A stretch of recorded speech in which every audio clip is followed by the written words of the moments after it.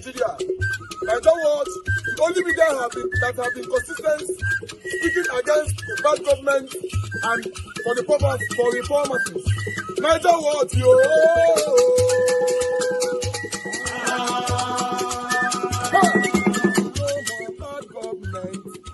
No more bad government. Niger what? No more bad government. Niger what? No more bad government. The only media that have been speaking. No more bad government. The voice of the voiceless. No more bad government.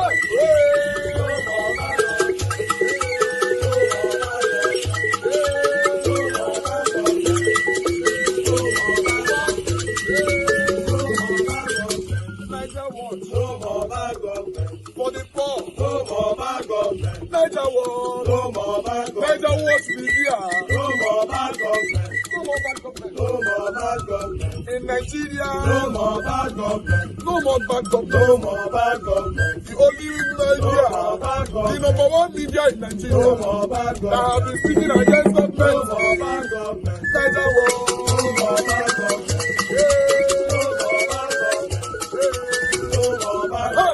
Niger what you? The voice of the voiceless. The voice of the voiceless.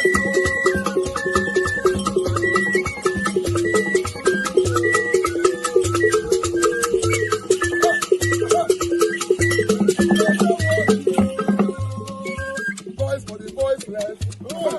Voice for the voiceless. Niger what? Voice for the voiceless. Niger watch media. The only media that have been speaking against bad government.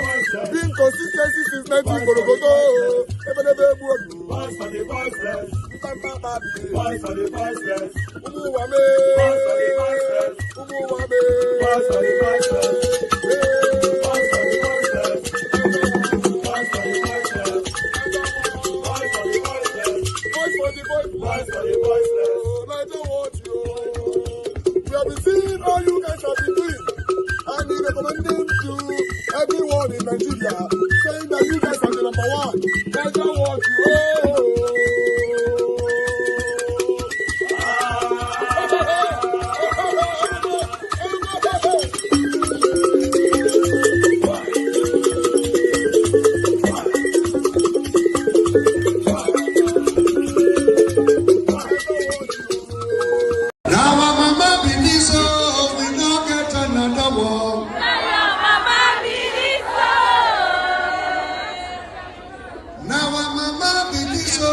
We now get another one. Now your mama believe so.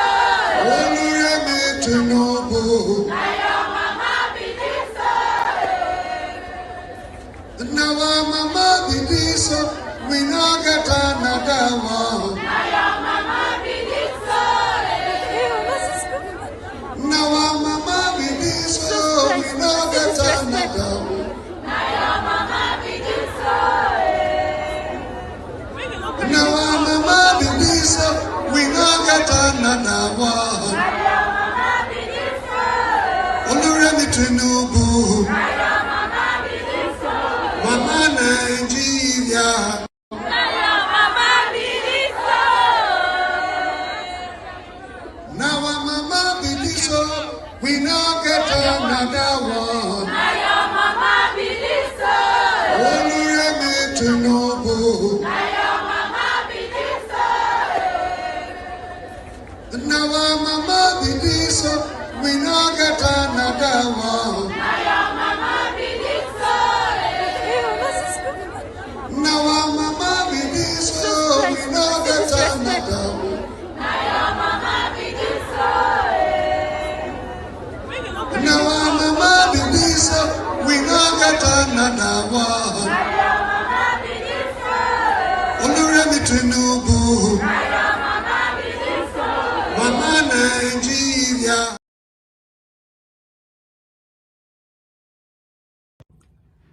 Something happened in Delta State that Nigerians are talking about. The wife of the president went visiting a nursing school, and there are so many reactions to what people did to the wife of the president.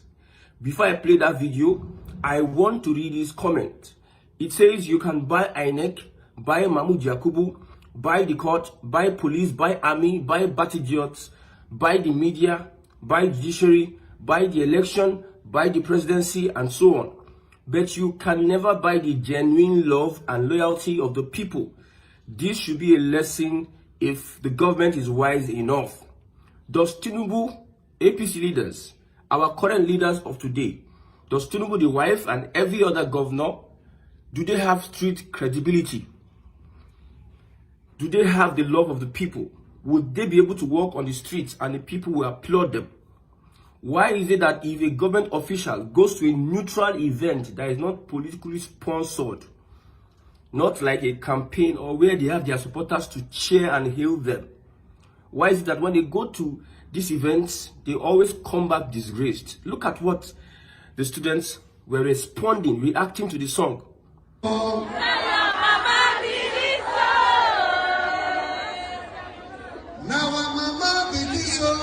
We now get another one. Now your mama believe so.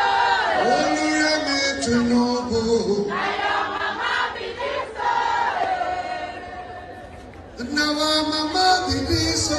We now get another one. Now your mama believe so. The MC or whoever was saying, nah, our mama be this, we no get any other one. So the students are replying, now your mama be this. When I look at the comment section, I saw some people from the southwest saying that they are going against the ethics of the school. And I came to understand that we Nigerians are finished. Now, these children have their mothers. The MC is trying to hypnotize the student, reacting to something that is unreal. The wife of the president is not their mother. And if you are going to sing a song, you don't use the word, now our mama be this, we no get any other one.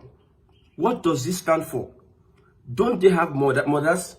Why trying to bring in politics in everything? You know, when the government knows that they are not really impacting the lives of the people, that's when they bring this gathering and influence them with whatever.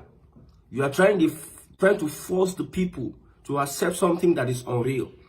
The government of the day have not really impacted in the lives of the youth. You can see the 30-day rant challenge. You can see the complaints here and there. And you are trying to force down the throat, wanting people to be cowards. You are saying that they are going against the ethics. What ethics of their nursing? How does it make sense? An MC is the one that needs to be prosecuted. Why are you telling people that we don't have any other mother, that the wife of the president is their mother? Are we in a society, are we in a dictatorial or authoritarian society? Our political leaders, our fathers and mothers, they are failed woefully. They are a failed generation. Our fathers and mothers, they are a failed generation. And they are the ones putting fears in the minds of these young people, not to stand their ground and change their world. Our fathers and mothers are the old cargo of people. They are afraid, they are unwilling to institute change.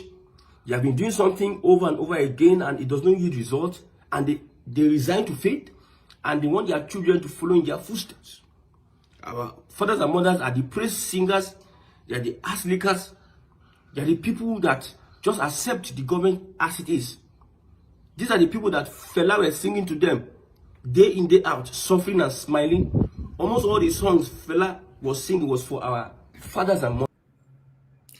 All right, guys. On that last statement from this, our dear brother, that our fathers and mothers, they failed in terms of speaking to the things that's affecting us in Nigeria. Yes, they failed woefully. You know why? You know why I will support him 100%. He also mentioned that they are the one putting fear on all of us. Yes, all of them. There are some things you want to do. You see advice from your papa, your mama. No, no, do I beg go, enter house, this, that, and all that. So they could not do it, but they still put fear, in their children. So I support that statement 100%, that our fathers, our parents are the reason why Nigeria is like this. It's not even the youth, our parents. You could not do it, but you are stopping your children from doing it. Good morning, good afternoon, good evening to every one of you. I appreciate you all, my people. My presentation continues. I just wanted to quickly say something concerning that particular statement.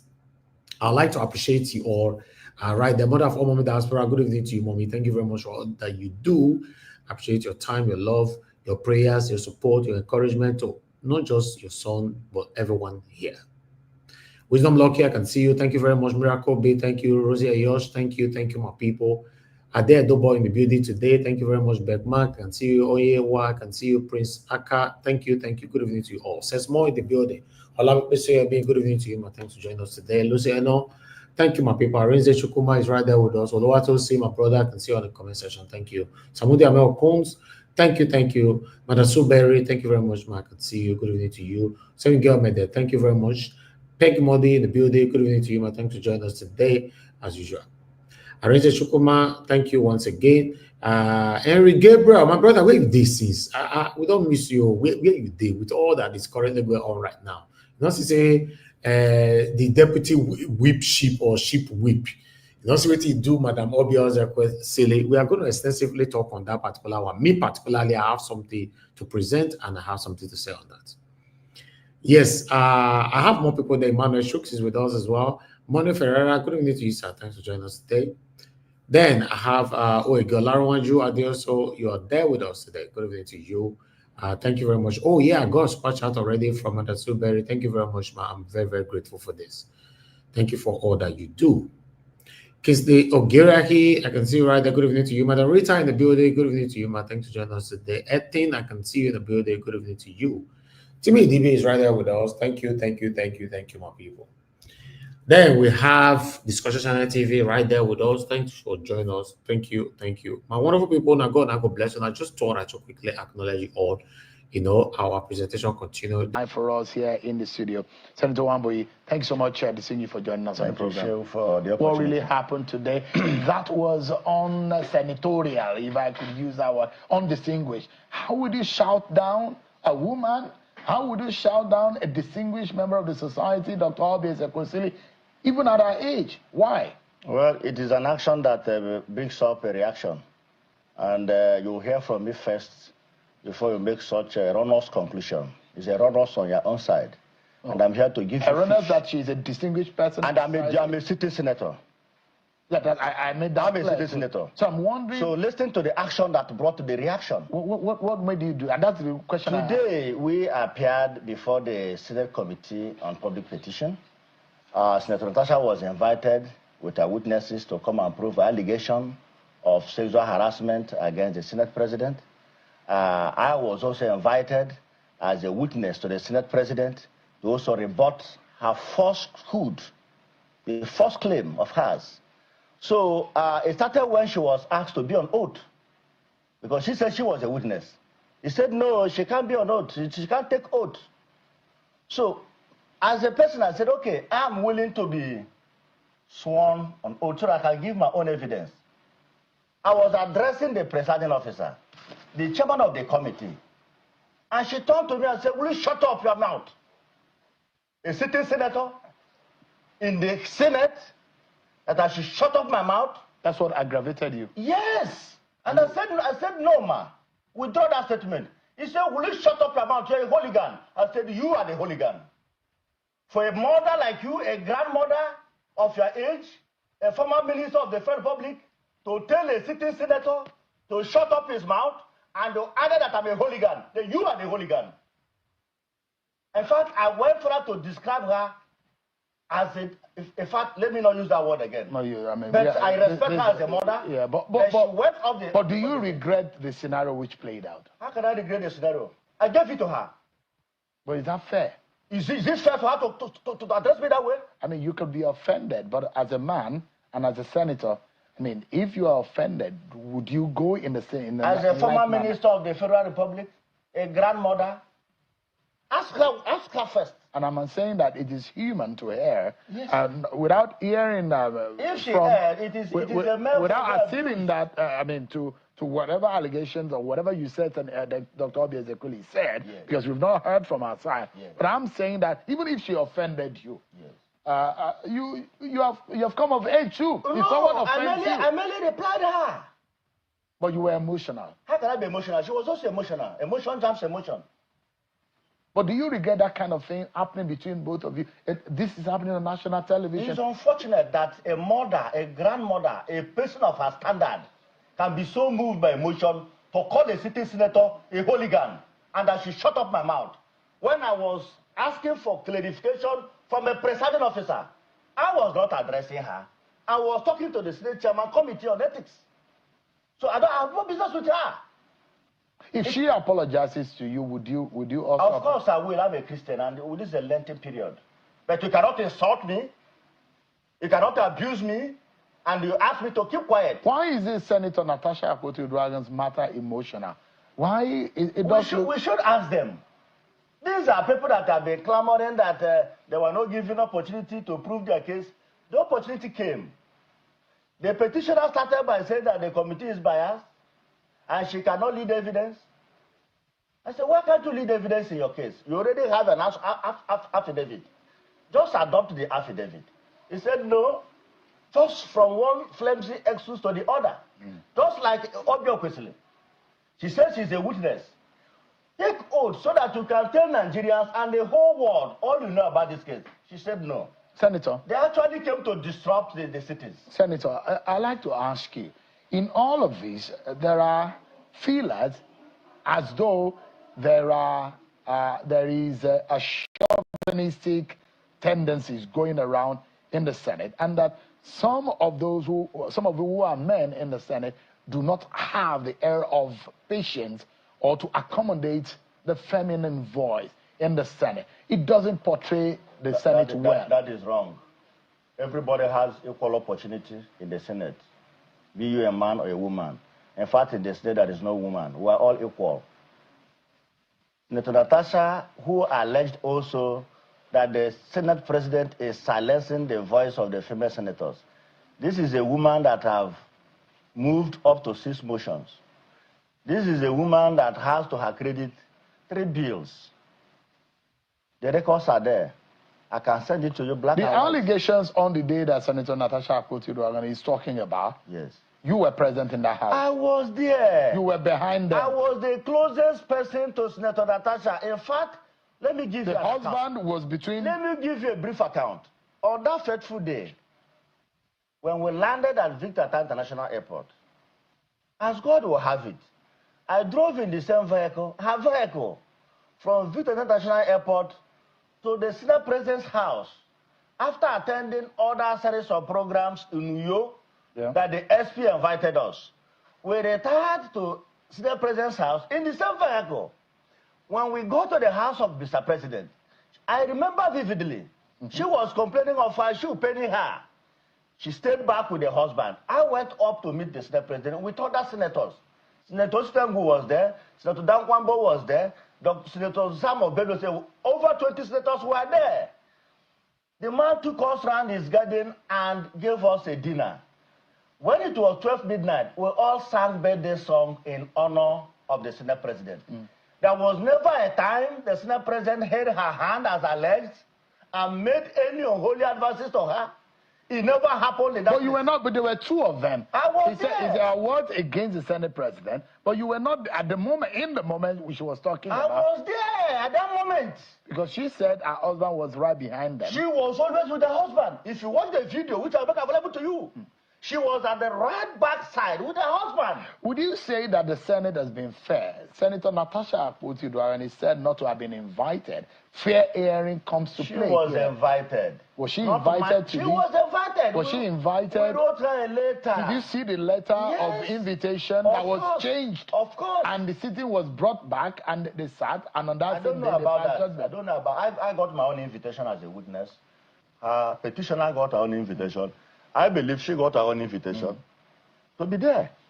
Is it possible, Senator, because we are totally out of time, is it possible that you and your colleagues consider a political solution to all of this? This is messy and it's giving the Senate a bad name. If you watch, no, it's not giving Senate a bad name. It's giving Senator Natasha a bad name because she is trying to prove the impossible. And remember, this is the same woman that have accused other prominent Nigerians of sexual harassment. And I'm disappointed that media is not going towards that direction. You people are not objective in your reportage. This is the same woman that accused one of you, Reno Mokre, of sexual harassment. When the young man brought her evidence that he was in America when the sexual harassment happened. When I hear what this matter, the whip sheep. It says Senator Natasha have accused other prominent Nigerian. So I was actually waiting to hear the name of that prominent Nigerian. Then I was shocked when he mentioned Reno Omokri. So when did Reno Omokri become a prominent Nigerian? How is Reno Omokri a prominent Nigerian? The same lie that Reno Omokri came out to lie, and it was debunked by the same Senator Natasha. We played it on this platform. So what is this man saying? That Chinese television or other mainstream medias are biased on their reportage. How? So Reno Omokri is now a prominent Nigerian. How? Where? So anybody that stole money, work with satanic criminals in the government sector, automatically you've gathered them for yourself. You are now a prominent Nigerian. Let's move on. You don't say anything about it. Senator, this is the same woman. we need to go, Senator. Yeah. No, you need to go into Senator, because is there a possibility of a political solution to this? If you watch the suspension terms, we'll give a room for political solution. If she realizes her mistakes and tenders apology, all right, not just to the Senate President, but to the Nigerian Senate. All right, Senator, we are totally out of time. Thank you so much, gentlemen. Thank you. All right. On what happened between the whip sheep and Madam Oby Ezekwesili, I really want to extensively talk on that area. Yes, this time I might a little bit go on the ethnic route on that area. Yes, because as we speak since yesterday, because except somebody call in later on to explain to me, because what I don't know, I ask questions. Yes, but we cannot continue to ask questions when it concerns us. But if now another person, we know they ask question. These two are Igbos. You and I know that these two, Madam Oby Ezekwesili, na Igbo woman, sheep whip or whip sheep, na Igbo man. Now my question is that, how come majority of the Igbos refuse to talk on this issue? Even some of the platform that I bring here to play, even one of the videos that I play from the beginning of this broadcast, that our brother, he refused to talk about it on his own platform. Then I went on Twitter, Instagram, Facebook, YouTube. I noticed that 99.9% of the Igbos did not talk on this matter. This is the state of the nation. They refused. I want to know why. I want to know why the Igbos did not contribute to this matter. Yes, it's my right to know. Because if someone they do one like this, say, if something happened to my Edo people, I don't want to put my escape arm, you not consign me, right? But when it happened to the Yorubas, I will run come out. When it happened to the Igbo, I will run come out. That means there's some spirit or practices of biasness there. Some of you might not see where I'm coming from.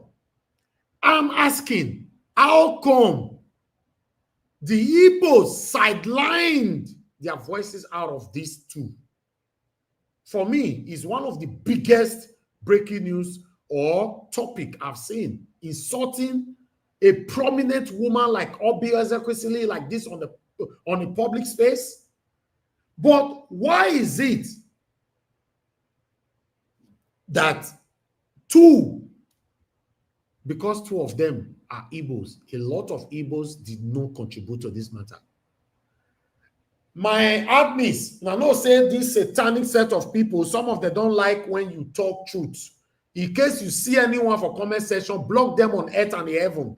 I'm not interested how long the person have been with me before or whatever. I don't deal with biased people. I'm not interested. Once they all drop that satanic hatred comment, block them on earth and in heaven. Simple. Because when we bring the matter of Edo, Yoruba, other tribes, River State will be discussing it, fine. No, it is wrong. We can't do that. This must be condemned. Although, a lot of other people on air, I read comment which I'll be showcasing shortly. They blame whip sheep or sheep whip. Why few also blame Madam Oby Ezekwesili that you cannot tell a city senator to shut up? For me, I don't know, but I'd rather be patient for other people's opinionism. But how come say our lovely Igbo people not talk for these two matter? If now Bevolo and Obaseki they fight for Ring Road just now, everybody go to talk. We are not going anywhere in Nigeria. We are not going. See, man, the height of the hypocrisy amongst us or within us or living with us is too much. It's just too much. You know, say people like us, they speak truth to power. And when they talk, so many people cannot dare go to this area. Though they fear. They don't want to make people hate them. They don't want to offend anybody. That's why we are not going anywhere. You know, we are not going anywhere. What, Sister, you said what? What did you say? You say you will say the Igbo channel you watch, not all Igbo. I'm not saying all, nobody mentioned all Igbo. Or you don't understand English. Don't you understand English? Please don't get me upset. You've been with me for a while, but with this kind of sensitive contribution or whatever topic, it can get me mad. I said 98% or 99% of the Igbo. That's not 100%. So if you see, I told you that even though we have one or two, the major, go to Twitter, go to Instagram, Facebook. How many of them talked about it? What are you talking about? Please be careful, man. Hello, yeah, good evening to you, Mr. Schultz. Talk to me. Good evening to you. Go ahead.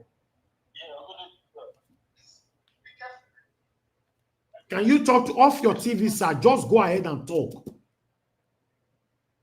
can you hear me now? Go ahead, sir. I can hear you.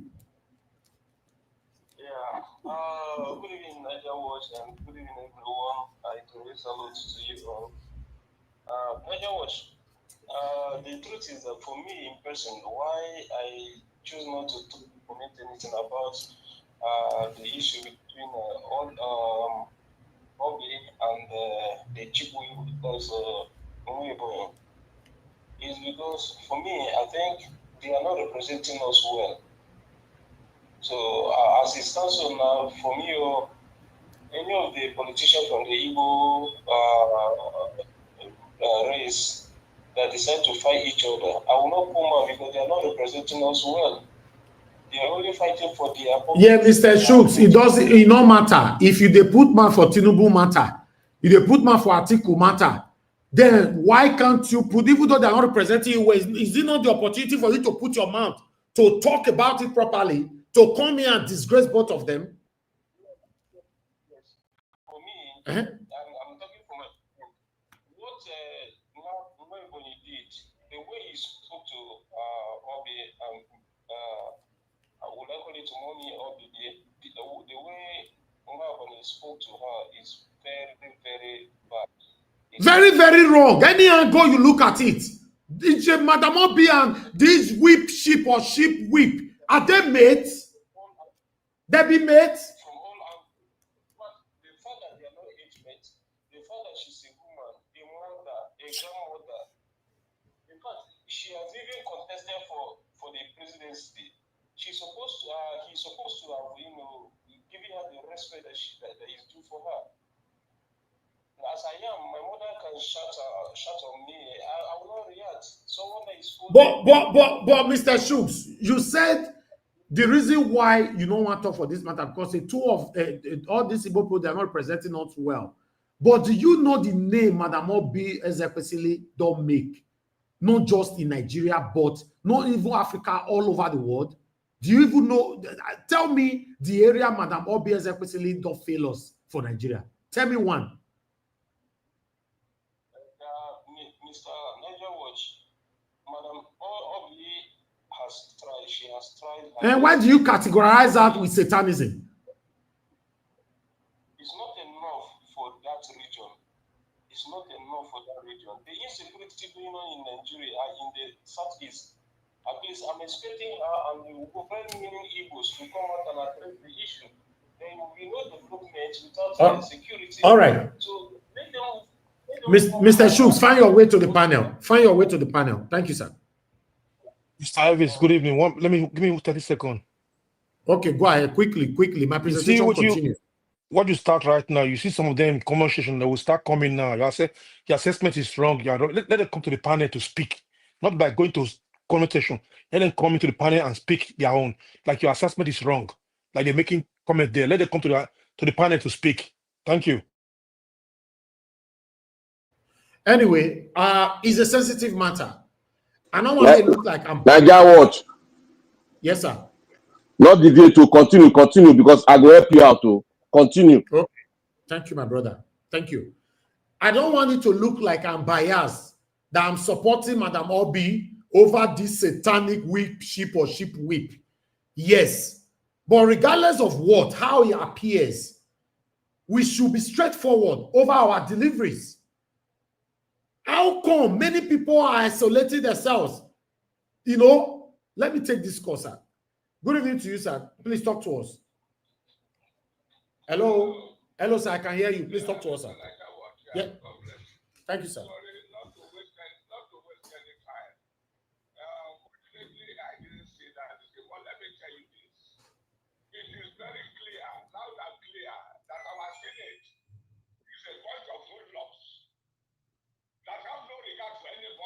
Yeah. Madam Rita, I can see you. I don't think they represent anybody. They don't represent Nigerians. Yes, I know, but it's Madam, sir, what about Madam Ezekwesili, please? Yeah. Madam Ezekwesili, even though, I didn't watch this something, and I'm sure she went there to represent the Natasha's case. Yes. I don't see why that young man, I don't know how old he is, unfortunately, I told you about my science doctor, so I don't watch, I just listen. Okay. The truth is this, if they have respect for themselves, even when the so-called Senate president was calling this clown, sorry, I don't know, I don't want to use language that we found your this thing on the distance. When he was calling him to order, if he was a sensible person, he would stood up. They don't have regard for anybody. So the question shouldn't be an exception to them. He is as just any other Nigerian. They don't value anybody's personality. In case they don't understand, they don't value anybody. Look at what the rubbish he was saying before. I think that was Charles he was interviewed a moment ago. Okay. And Charles was asking him, can't you even look at it, even if it was your mate? Put yourself in the position of the man that you are and address him as the woman that she is. That the woman has some feminine weakness. Okay, thank you. That you would have even ignored that and let the Senate president be the one to talk to her, or to rather look at her directly in the face, and you were shouting raining abuses on her. Unfortunately, Nigeria, I don't know, everybody has just gone soft. Everybody has gone soft. So if anyone said that thing he did there, because what type of a senator are you? Rubbish senator. And they're not watching America, and watching other nations that are running the same democracy. Okay, thank you, sir. I say the way these senators are behaving. Okay, right. It's a shame. Thank you, sir. Thank you. God bless you, my brother. Thank you very much, sir. God bless you. We have other person calling in right now. Let me quickly take. Thank you, sir. Thank you. I need to take another call quickly. Mr. Larry, please go ahead. Everybody should do 2 minutes, please. Yes, sir. Good evening, sir. Yeah, thank you, sir. Good evening to you. Go ahead. The truth is, there is a lot of huge gap in terms of age between this senator and this prominent woman. Mm-hmm. But unfortunately, you will not see any Igbo people to put their mouth. I have saw this thing on Mayegu platform. Mayegu is a Yoruba, man. His platform since last night, yesterday. Immediately you finish your own program. Yes. I joined Mayegu. Yes, immediately. So Mayegu has showcased this. Mayegu is a Yoruba man. And I follow other Igbo this thing too. You don't see any Igbo talk about it because this attitude is the norms in Igbo society. I married Igbo woman as a second wife. This attitude of disrespect, rudeness to elderly is a normal thing. They don't see it as anything.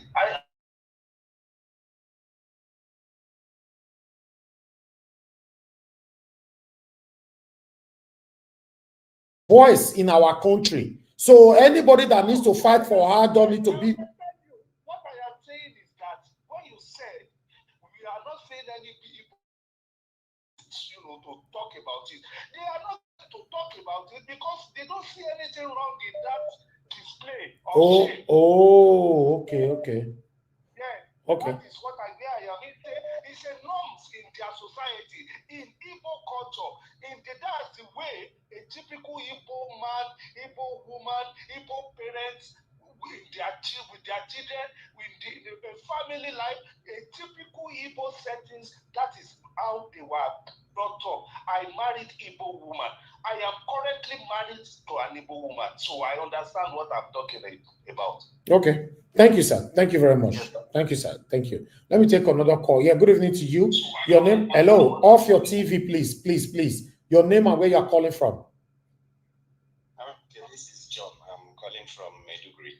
Okay, Mr. John, thank you, sir. All the way from Maiduguri. Talk to us quickly. All right. I just believe this man is a tout from the beginning. He's a tout. Which of the man? The whip sheep or the sheep whip? I don't know what to call him, whether whip chief or cheap whips or anything. The man is. But some people say he's a conductor.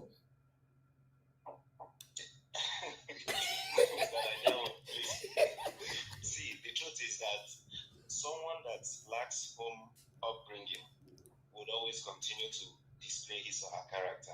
And as you've always said, as long as someone is linked to this current ruling party, I wonder what he must have been offered to be defending the allegations that have been laid on the person he is defending. That is the whole thing triggering him to act this way, to continue to receive his stomach structure filled. I just believe the man lacks respect for the caliber of a woman Mrs. Oby Ezekwesili is, and to tell you the fact, whatever he did was very, very wrong. Thank you. Is it wrong for somebody of that age to tell you to shut up? I don't understand. To say it. My brother, I don't. She is someone like me, Madam Ezekwesili will say, make I shut up and I'm a senator. I don't go raise my head again throughout that session.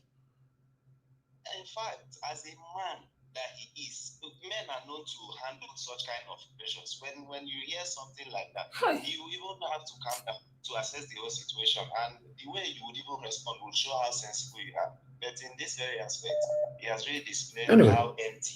Thank you, sir. Thank you, Mr. John. Thank you, sir. Thank you very much. Thank you. God bless you, sir. Thank you. All right. Good evening to your name and where you're calling us from. Hello. Good evening, Mr. Yes, just. My name is John. Where are you calling from?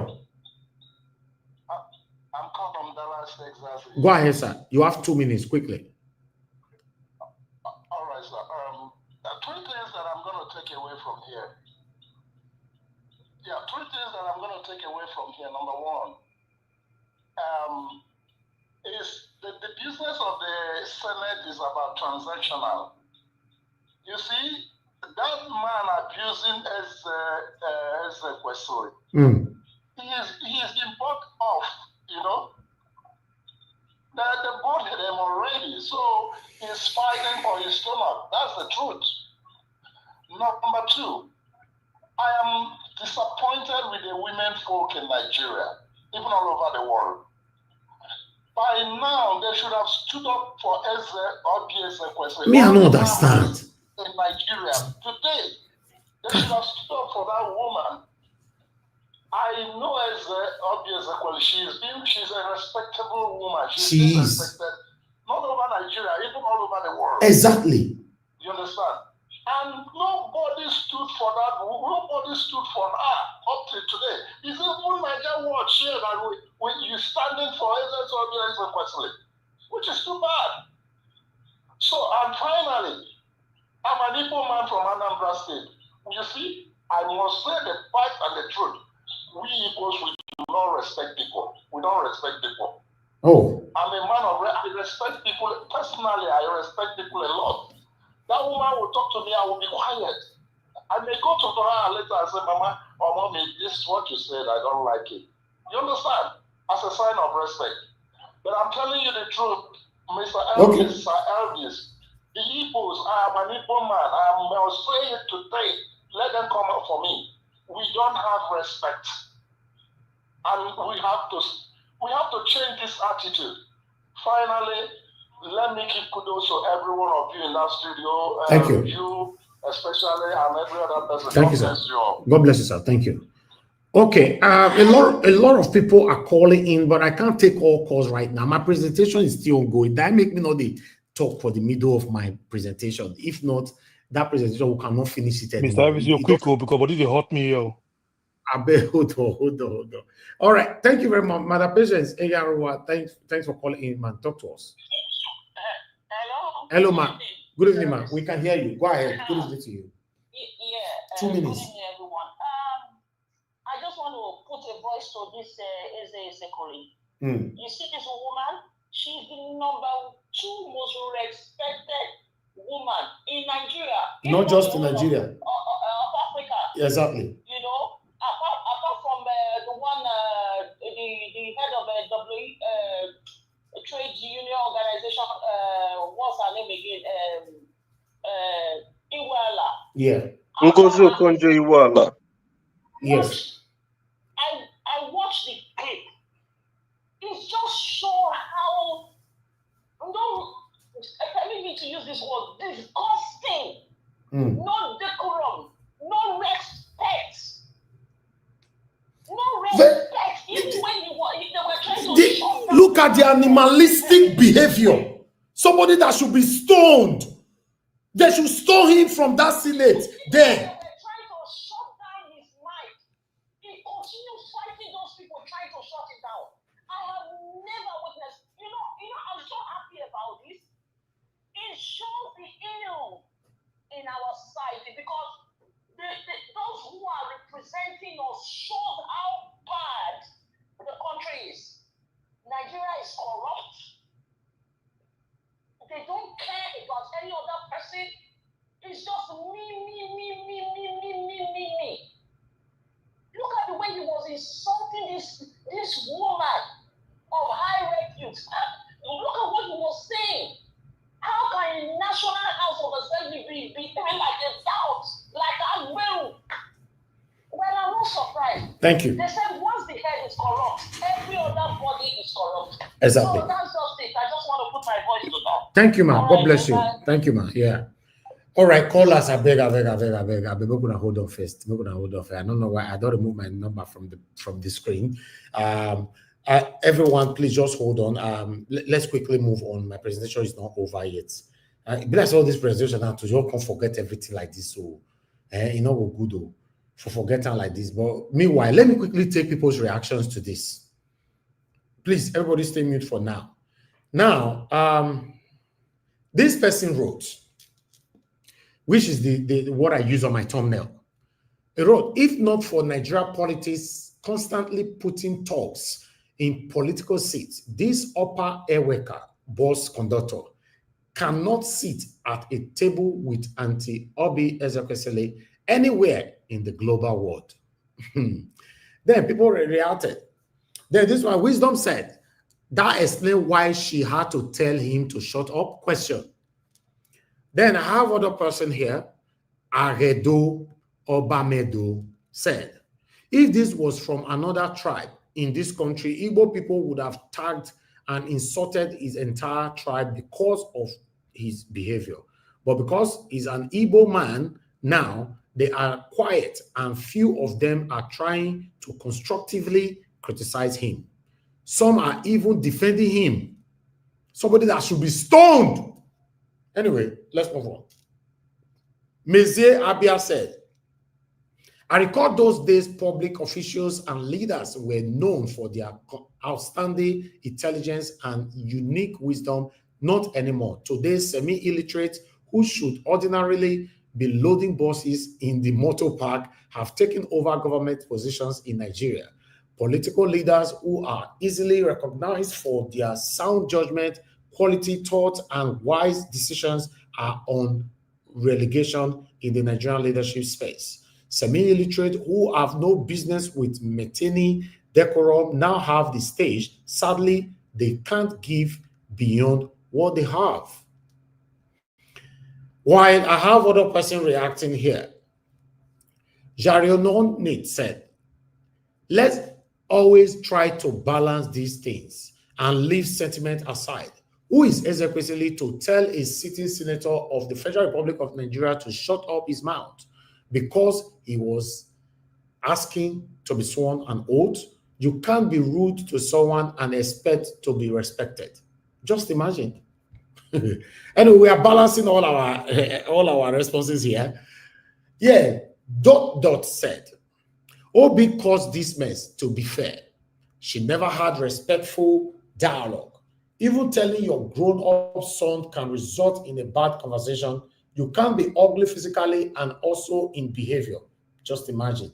It is a disaster. No wonder she does not have a home. I don't know what that means. Then I have this long one here. You might not see it, but don't worry, I'll take it. AY said, I'm feeling that Madam Obi was at the hearing with a superiority complex. Psych. A person with a superiority complex often exhibits an exaggerated sense of self-importance, belittling others, and a constant need for validation, often as a way to compensate for underlying insecurities. Here is more details breaking down of the symptoms of characteristics, key signs, and symptoms. I'll just leave that one because what that guy was saying, I would like to take another person. Hammer of God said, a foolish manhood in a pleasant word. Criminal-minded individuals should never be allowed near political power because they undermine governance, erode public trust, and use their positions for personal gain rather than public service. The current political landscape in Nigeria demonstrates how opportunistic individuals manipulate the system for their selfish interests. The Muhammadu Buhari administration, for example, used extensive propaganda to discredit the indigenous people of Biafra, IPOB, allowing corrupt politicians to gain influence. These individuals were not chosen based on merit or dedication to their people, but rather on their willingness to align with a political agenda that suppress true democratic aspirations. Many of these politicians have history of betraying their own communities to advance external interests. When IPOB exposed their secret dealings, including plans to subjugate the Igbo people and turn their homeland into a political tool for external forces, these politicians retaliated by labeling IPOB as a terrorist organization rather than addressing the concerns raised. They used their political influence to silence opposition and protect their position of power.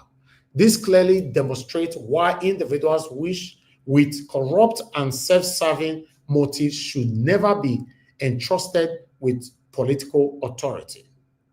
Social media has played a significant role in shaping public perception sometimes to the detriment of the movement seeking genuine change. Many online influencers and commentators who lacked a deep understanding of IPOB's advocacy for the good governance took the side of these compromised politicians. This misinformation contributed to the entrenchment of corrupt individuals in power. The fight against such political figures is not unique to IPOB. Activists like Omoyele Sowore have also been vocal about the need to purge the Nigerian political system of these elements. His stance highlights the broader necessity of ensuring that governance is led by individuals committed to the justice and accountability. Then, lastly, I just taking this because I want us to learn something from here. The leader of IPOB, Mazi Nnamdi Kanu, has consistently emphasized the need for the Igbo people to break away from Nigeria and form an independent Biafra where governance would be based on integrity and service to the people. In such system, individuals like Senator Nwebonyi and others with questionable political ethics would never be allowed near government institutions. The vision is for a political structure that prioritizes the welfare of the people rather than one that enables a cycle of corruption and betrayal. Ultimately, a nation's progress is determined by the quality of its leadership. When criminals occupy political office, they divert resources meant for development, suppress opposition, and entrench systems of oppression.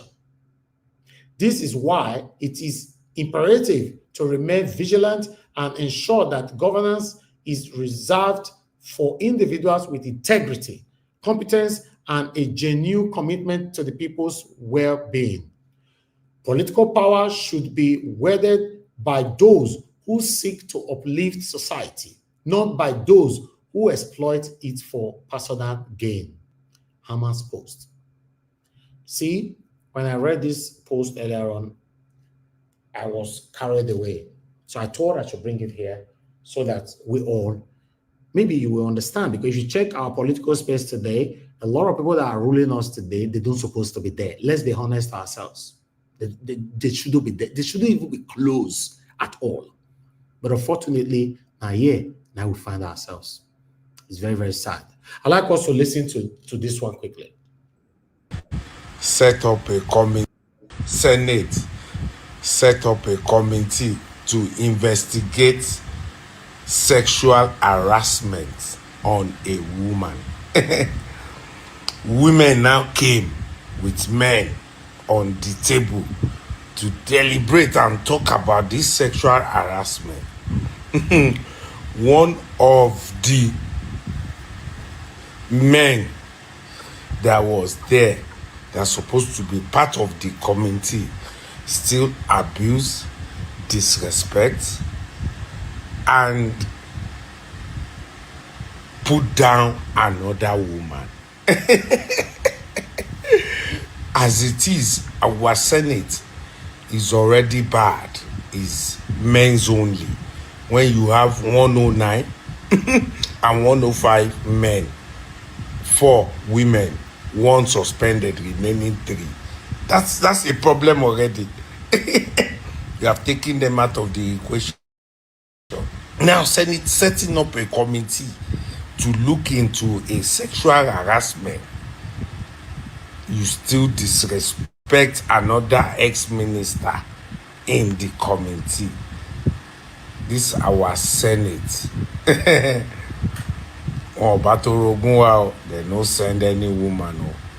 Because the picture we are seeing today and the accusation and the lifestyle, I think say our women now other rooms we put them. Look at what happened today in the Senate. Another man, they harass another person's grandmother. They harass another person's wife by going ja. ja. We never ready. None of us will be here if there is no woman. It is time we respect and put them where they belong. When you're ready, committee will sit. But for this one, na kangaroo will they do. And INEC, thank you. Let all the 250,000 people come with their phone number, their BVN, and their email, and their ID. Let's see the 250. I stand with Natasha. I stand with Nigerian women. They deserve better. They are not in the other rooms. How are you guys doing today, man? We don't come back again. This one are very good news concerning Natasha. Some of them say, Natasha matter left, Natasha matter right. Yes, it's everywhere. Yes, we are showing concern because we are fighting for the prospective women that might likely fall, into this kind of satanism, of sexual harassment. We are not accusing anybody, upon say she submit a sexual harassment case, nobody wants to investigate it. They didn't end there. They went all the way to put people together, to call her back home, which is called a recall. Remember, I said, don't carry this, Ghana must go. About 4 or 5 of them, that go to trailer, take carry and go INEC. Make INEC recall Natasha back home, not to be senator anymore, to declare a seat vacant. But the good news now, they say, INEC don't reject her. My people, INEC reject her. You know why? Normally, the process, now I want to listen to so. If now 3,000 people, they call her back, you know if that 3,000 people, all of them will get their phone numbers, they will get their addresses and everything there. Even their NIN number, everything needs to be there. Guess what? All the 10,000 people or 20,000 people, or how many people when they put together, now only one phone number, the all application, allegedly. And then say, what is this one now? What is something not Bio? What is happening here? They reject everything. But let me take you through the process, how it did work. Listen to this from Arise. The recall process in Nigeria has in times past been described as a Herculean process due to the stringent steps to recall a federal lawmaker. Section 69 of the 1999 Constitution as amended and the Independent National Electoral Commission's 2024 guidelines for recall outlines the procedure.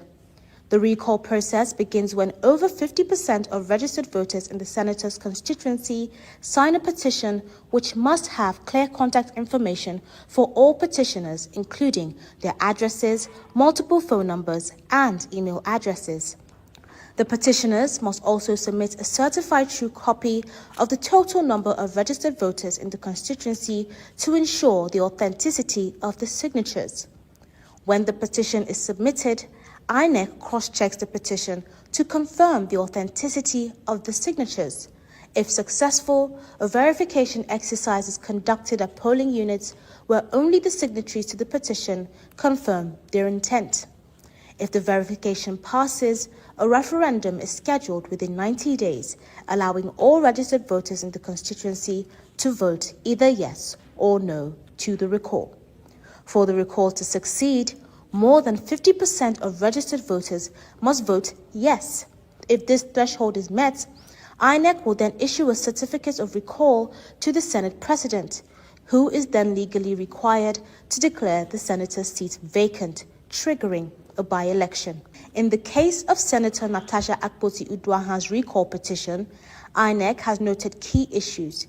The petitioners only provided a vague address and included only one phone number instead of multiple contact details as required. The Commission says they did not submit a certified true copy of the registered voters from INEC, which is critical for verifying the signatures of voters in Kogi Central Senatorial District. INEC's National Commissioner and Chairman of the Information and Voter Education Committee, Sam Olumekun, in a statement, stressed that the recall process must strictly follow the Constitution and INEC's 2024 recall guidelines for it to be successful. Olumekun assures the public that if the petitioners correct these flaws, INEC will proceed with verifying the signatures at polling units using the bimodal voter accreditation system. Both petitioners and the senator will then be allowed to send representatives to observe the process alongside accredited journalists and independent observers. While no senator in Nigeria has ever been successfully recalled due to the high legal thresholds and political challenges involved, the process remains a key constitutional mechanism for holding lawmakers accountable. Somi Maduagu, Arise News. You see, this is a good news. Although INEC can never be trusted. But when they still do something right, for now, just still talk am IB. You understand? So that recall will likely not stand. Because at the moment, now INEC don't reject them.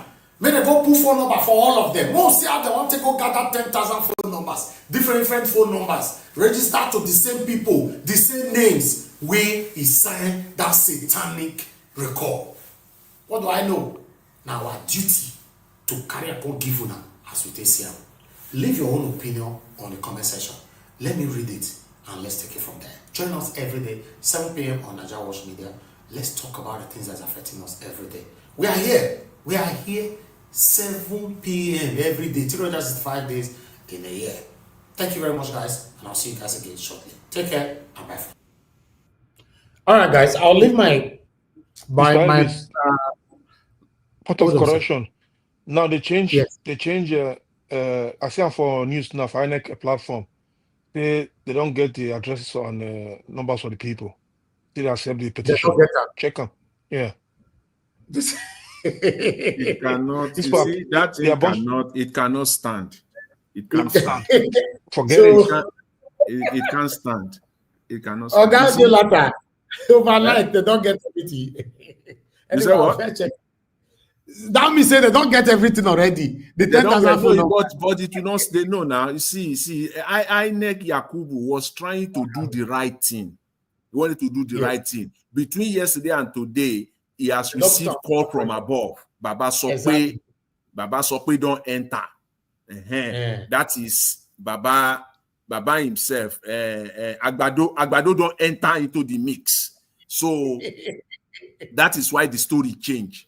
But Yakubu is trying to save his face. He really wants to do the right thing.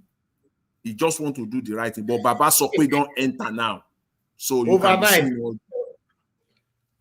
I'll never see anything for this country. Anyway, if I have a time later on, I'll continue with my presentation, but I want us to start talking right now. I would like to hear from my panelists. Thank you very much, my people. Good morning, good afternoon, good evening to every one of you. Thanks for your time with us today. Guys, press on the dollar sign, encourage what we do here, like Mother Suberry did earlier on. Thank you so much. Help us to press on that like button, help us to share as well. Okay, I would like to start with the first person on the panel, which is Mr. Henry. Mr. Henry, thank you very much, my brother, for joining us. It's good to hear from you. You have Good 8 evening, minutes. Mr. Yeah, good evening, Mr. Elvis, and good evening, everyone. Thank you for the good job, the good work you're doing. May God bless you, keep you safe. Thank you. See, let's forget about this our doctor lady, this our grandmom. Let's forget about say she will post from that country or they know him outside the continent or worldwide. Let's forget about that. Maybe just under African woman, Nigerian woman, old grandmom. How can you open your mouth to respond to that woman, even though she's not holding any position this outside this? Nobody knows her before. She said, "Keep quiet." He said, shut up." This man was so rude to the extent that she cannot take it. They use that word "shut up." If you go and listen to the video, you call yourself honorable. According to dishonorable people, they are dishonorable people. It is time for them to close the National Assembly, Senate. They should close it, send them back home because they're not useful. They are bullies. You see, You see, waiting God, this is a sign of, this is a sign, this is a punishment for them. Father was everywhere. This man bring his character, his behavior. The senators there, the so-called parliament there, they bring their characters and behavior. They cannot even see that there's camera around, the whole world is watching them. What about when there's no camera? How will this man behave? That's the question to the women there. Today in the Senate, look at the way they treat those men there too. They cannot give them chance to speak. People like this not supposed to be in a society where they call them senators or government officials. These people should be handed up in motor park, agberus. Can you insult a woman, a grown-up woman, a old woman like that? Some people will be given excuse. Why did she call a serving senator? Who is a senator? People vote him to work for them. Who is he? We can call our president here, our prime minister here, we'll call our councillor here, any name. You don't reply us in the rude manner the way that senator did. And someone will come here and start giving excuse. Why did you insult a senator? Who is a senator? It's a public servant, for God's sake. You see, if you go and watch this guy video, go and watch the video and see his character. I don't think he have a wife either. If he do, that woman is in trouble. In trouble. Because you can see the aggression, the thuggery behavior, mannerless behavior in his face. It's like when they gave him chance to hit on this one, he would do it. As wicked as he is. Also, I'm ashamed as a man. Listen to this guy, the way he start behaving, insulting a grown-up woman like that. Where woman they respect in the whole world. Women have done more than his generation have done. Insult this woman, wash her from like insulting his own child. And somebody will come here and give an excuse. Why did she talk to the senator? Who is a senator? He's a goddamn public servant. What this guy should have done? He should have said, he should have just mellowed down quiet. Then after the talk, you tell the woman, please, what you said, I didn't like it the way you insult me. That would be okay. You don't react. You are a public servant. You are a senator, you said. You call yourself honorable. Where do you see honorable there? In this, all of us, let's be sincere. In all the senators you have ever seen on national TV, on internet, have you seen honorable there? They are a bunch of thug, wiffrats, street boys. They call themselves grown-up men who are Senate president. These are people supposed to be in jail. Some of them will be in motor park in their village. They come there to show their power, to tell the women we have the power. But you see, it's a punishment for him. There's a camera there. He saw everything. He saw their character, their behavior. You can see the so-called master, whatever they call that one there. You can see his own behavior there too. You can see them. Nigeria, we need to wake up from all these things. We need to kick all these people out. We need to do something right now. We don't need this. We don't need people like this to be in power. If you cannot do it, let them crap this senator and the House of Representatives. They should close them off because they are jobless. How can you insult honorable woman like that, grandmother, who have done a lot for this country, who have fought? What has this man done? This Ewu. This guy had home training. Not even it was not well brought up at home. I'm a pure Benin born blood man. I'm older than this so-called your senator. I cannot even look my mother's face when she's talking to me. I cannot look at my elderly men, responsible men or women face when they are talking to me. because I was well brought up. If I have to be in that group there where this man was making this noise, I don't forget police will take me out from there. I will tell him how to treat a queen. And some fools will come out here and start supporting this. Why did the woman call him shut up? It should shut up because it's disturbing. It should shut up. Mr. Elvis, when somebody go on your nerves, when you talk, you start to say something, it's getting on you say, keep quiet or shut up. Let me speak. You can say it. It's a reflect. And she have right to say it to him. Because he's a public servant. You can take any glass balls. This is how it is. If you cannot take it, go and stay in your village. Go back to your village. We can Jonathan, they insult Jonathan, call him names. They didn't reply anybody. But the same thing. Who is he? I mean, somebody will say he's a serving senator. What betide the senator? Anofia. Odiberibe. We don't need people like this. They're all lunatic, mad people who call themselves senators and House of Reps. They should wipe them off. They're not the president. They're not the president of Nigeria. They're the president INEC. If Nigeria is a country that's working, people like this also to be in the Senate. People like this insult a grown-up woman like that in the public space. They forgot they are serving Nigerian people. The Nigerian allowed them to be there, even though INEC put them there.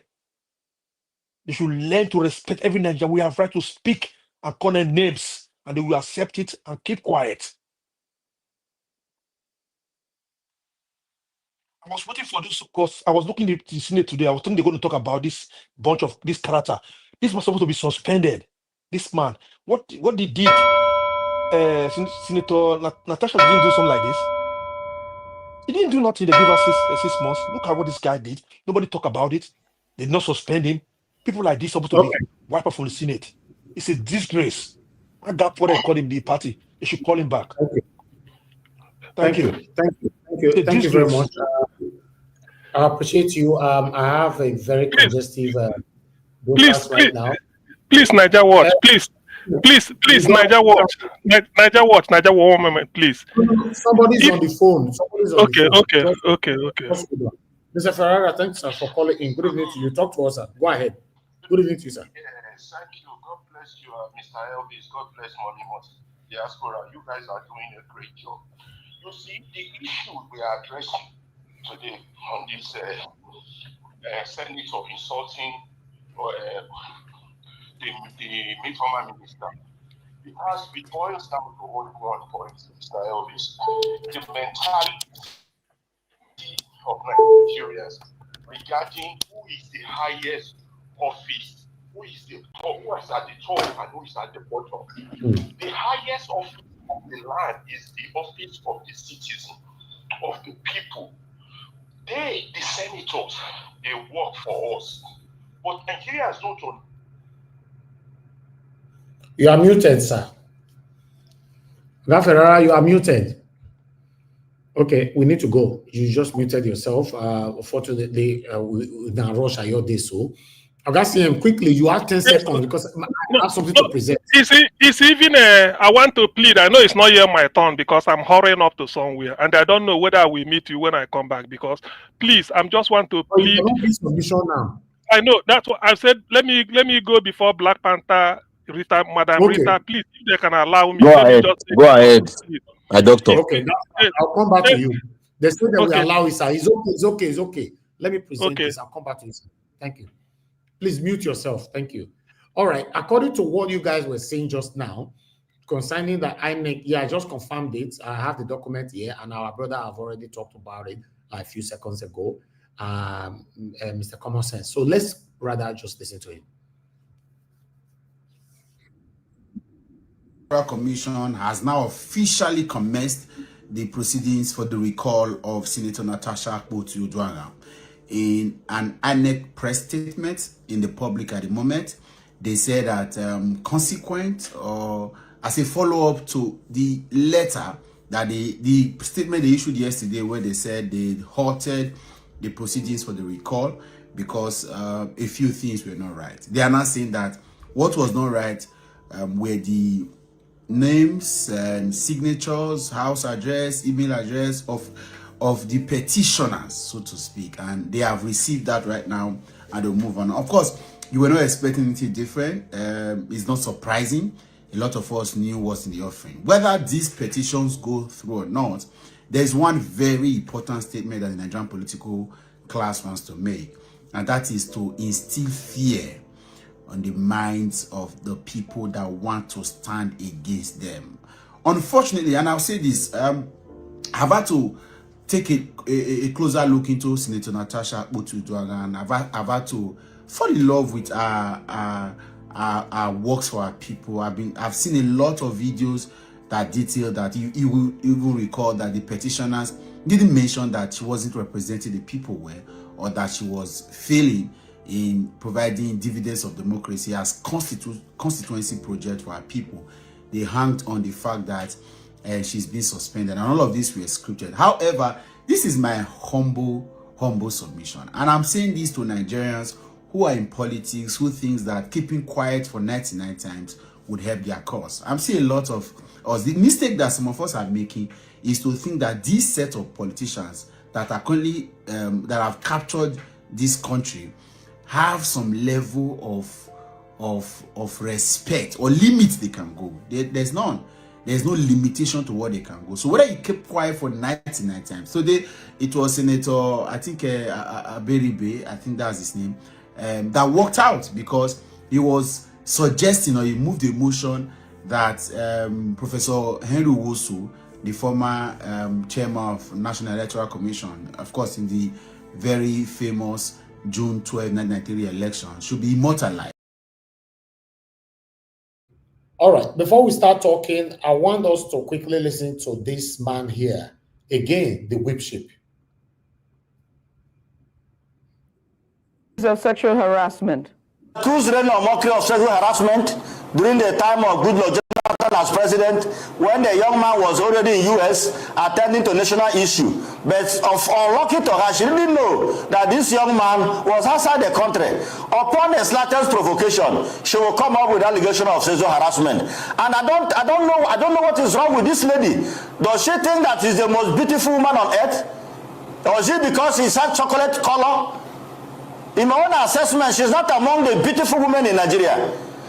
And it is high time we come hard on her. And why people like us are speaking on top of our voice is not just to protect and defend the Senate president, but to protect and defend her future victims. Even her present husband, she married her out of something like this. She threatened to sue the man. I have a letter circulating over the world that the man should pay her 10 billion or marry her. The man had to marry her under duress. So the marriage was under duress, another product of blackmail. I was watching a video of how the father of the first wife of the husband narrated her ordeal when this lady came into their family, destabilized their family, and took over her husband. All right.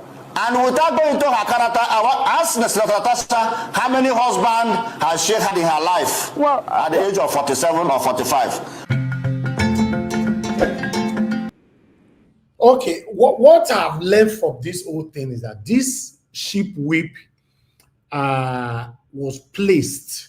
They place some say now you go airports, you're the counter the tackle Natasha, they go, and anybody affiliated with Natasha and is doing his job perfectly. Yes, he was assigned for this job. You said what? This is crazy. Naija watch. Yes, sir.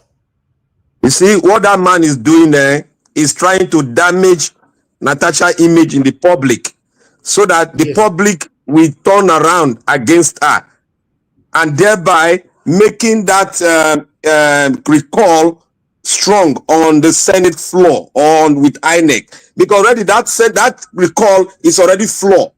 So if the INEC go further with it, they'll be held responsible and the court will go against INEC because it's already flawed.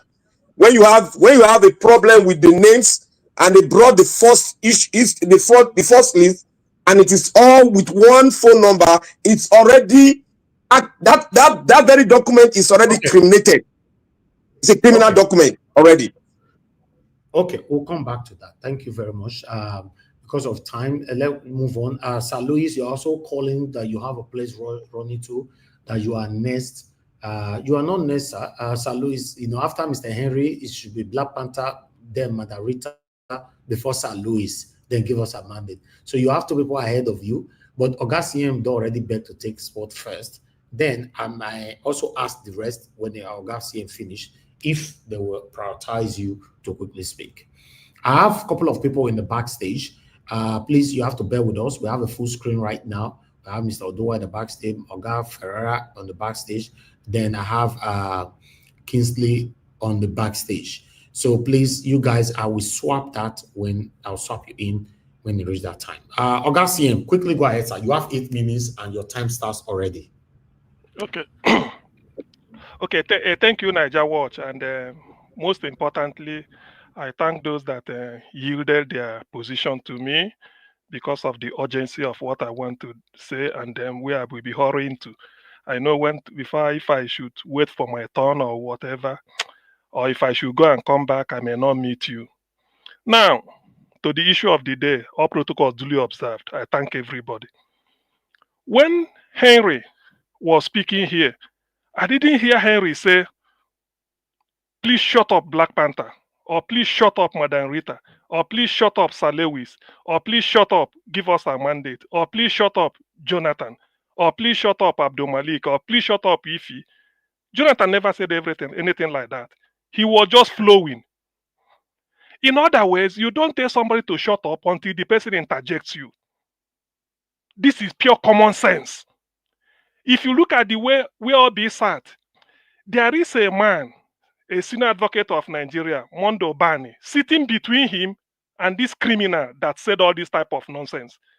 So it is, I don't know why people quickly reach a conclusion. Just let us use our common sense. If you don't just all of a sudden you turn and tell somebody next to you, will you shut up? When the person kept mute, you don't say that. Even if you are drunk, even if you're under the influence of alcohol, you still don't say it. That's what they call reaction.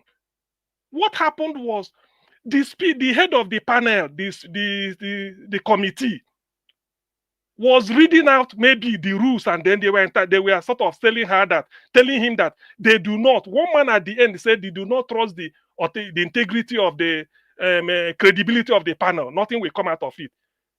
Obi was intent on saying, put me on oath so that I can say what I want to say. The man just told Obi, switch off your mic, interjecting. Obi doesn't have to turn out and say, please will you shut up? That is pure common sense. If nobody interjects you, don't just break your speech and start to tell somebody who is mute, will you shut up? Does it make sense? Let us use common sense. This is pure logic. What you should say is, Obi said, please shut up. Please, would you shut up? You now ask yourself, was the man talking to Obi, or the man just kept mute? He didn't. So that is the thing. Now, as per se, what transpired there, please, I think this is what transpired. So Obi is 1,000,000% right. Obi wasn't talking to the man. He was trying to get the attention of the guy sitting opposite, the chairman of the committee or something like that. All of us, due to overzealousness, like you've seen now, this is the point man Akpabio delegated to handle this type of dirty job. Remember the first day he spoke in Arise, I said it here. Akpabio must have mobilized billions so that they can now use. Remember, he was the first person to talk. So he deliberately want to interject because Obi is coming. Obi is pleading on behalf of Natasha. He has taken it up. So he felt that if I can attack Natasha, I attack anybody who is coming for Natasha. That's what happened. Or you ask yourself, ordinarily, will you tell somebody to shut up if the person is not interjecting you? I mean, this is common sense. That's by the way. So that is exactly what happened. The guy is just pure thug. Now, before I take my I say my stake, I indicate my take. There's a chap that phoned. He said he married a second wife who is Igbo. That Igbos are like that, they don't respect whatever. You see, these are the type of when I ask the guy now, even if in the Igbo we are 10 million people, which we are not, 20 million, we are not. Okay, for the avoidance of doubt, let us say the Igbo, the whole population worldwide, we only 1 million. Has the man been able to judge, encounter 500,000 in the Igbo? Even 500,000, you can't generalize. In statistics, you generalize based on 75%. So has the man encountered 750,000 in the Igbo to see the way they behave? Because you married a second wife, wonder I don't know the circumstances, and you come here to say Igbos are like that. That is too bad. I wish to invite him if he's listening. Of course, he will listen. I want to invite him to a debate. This is the type of something I don't like. I'm well brought up. My father taught me the nuances of life. I'm not insultive. I'm not. I'm well behaved. I know Igbo culture. For those who are not Igbo, go and read Things Fall Apart. That's all you need to know about 75% of Igbo culture. Things fall apart, 75% of it is okay. Forget about Gen Z or whatever. All of us are not Gen Z.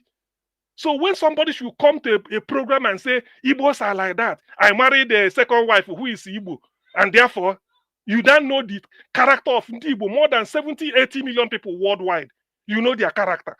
And then you not generalize. So I will now use, because Professor Wole Soyinka, a revered academician all over the world, called you Mrs. Jonathan Hippopotamus. So I will use that to generalize that the whole Yorubas are like that. I can't be that stupid. See, this is exactly what is causing the problem. That's why sometimes Ojukwu will say when he was alive, it is not the Igbo that we are that is causing the problem, but the Igbo that people see us to be. What nonsense is that guy talking about? To smear a whole nation, a whole civilization. I don't do that. I can never generalize, no matter what. Even if he said he's an Igbo man now. No, not that one. The one that said he married the second wife Igbo. No, I know the one that said Anambra. Yes.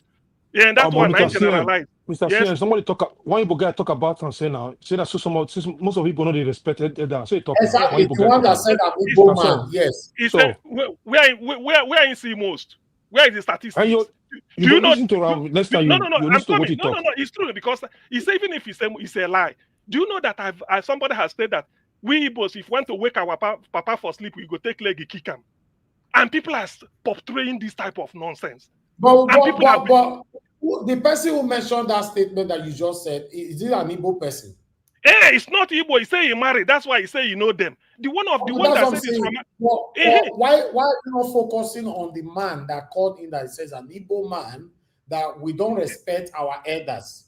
No. That one is trying to say. He said the thing is that the whatever he said, the one that said we don't respect our elders. That one is also a lie. Pure lie. He said he just mentioned. I'm coming.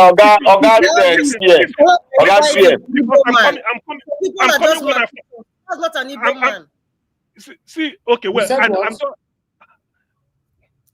see, okay, so let me quickly drop my point. So what I'm saying is that I hate the danger of generalization and the danger of a single story. You can't stand at a spot and know the way the world looks like. This is the narrative people has been carrying. I remember when people were saying Igbo don't sell land to us. It was carried everywhere until I mentioned the school. They have Lagos Business School. They have Onisha Business School owned by Yoruba man. Till today, owned by Yoruba man. He bought the land in Onisha, built it, employed people. Till today. Mr. CM, focus on the topic now. Yeah, okay, yeah. Focus on the topic, please. So this topic, what I'm trying to say is that I condemn what the guy did. Every right-thinking person, you don't need to be Igbo anything. You have to condemn it. It's as simple as that. He's just being a tout and a rude.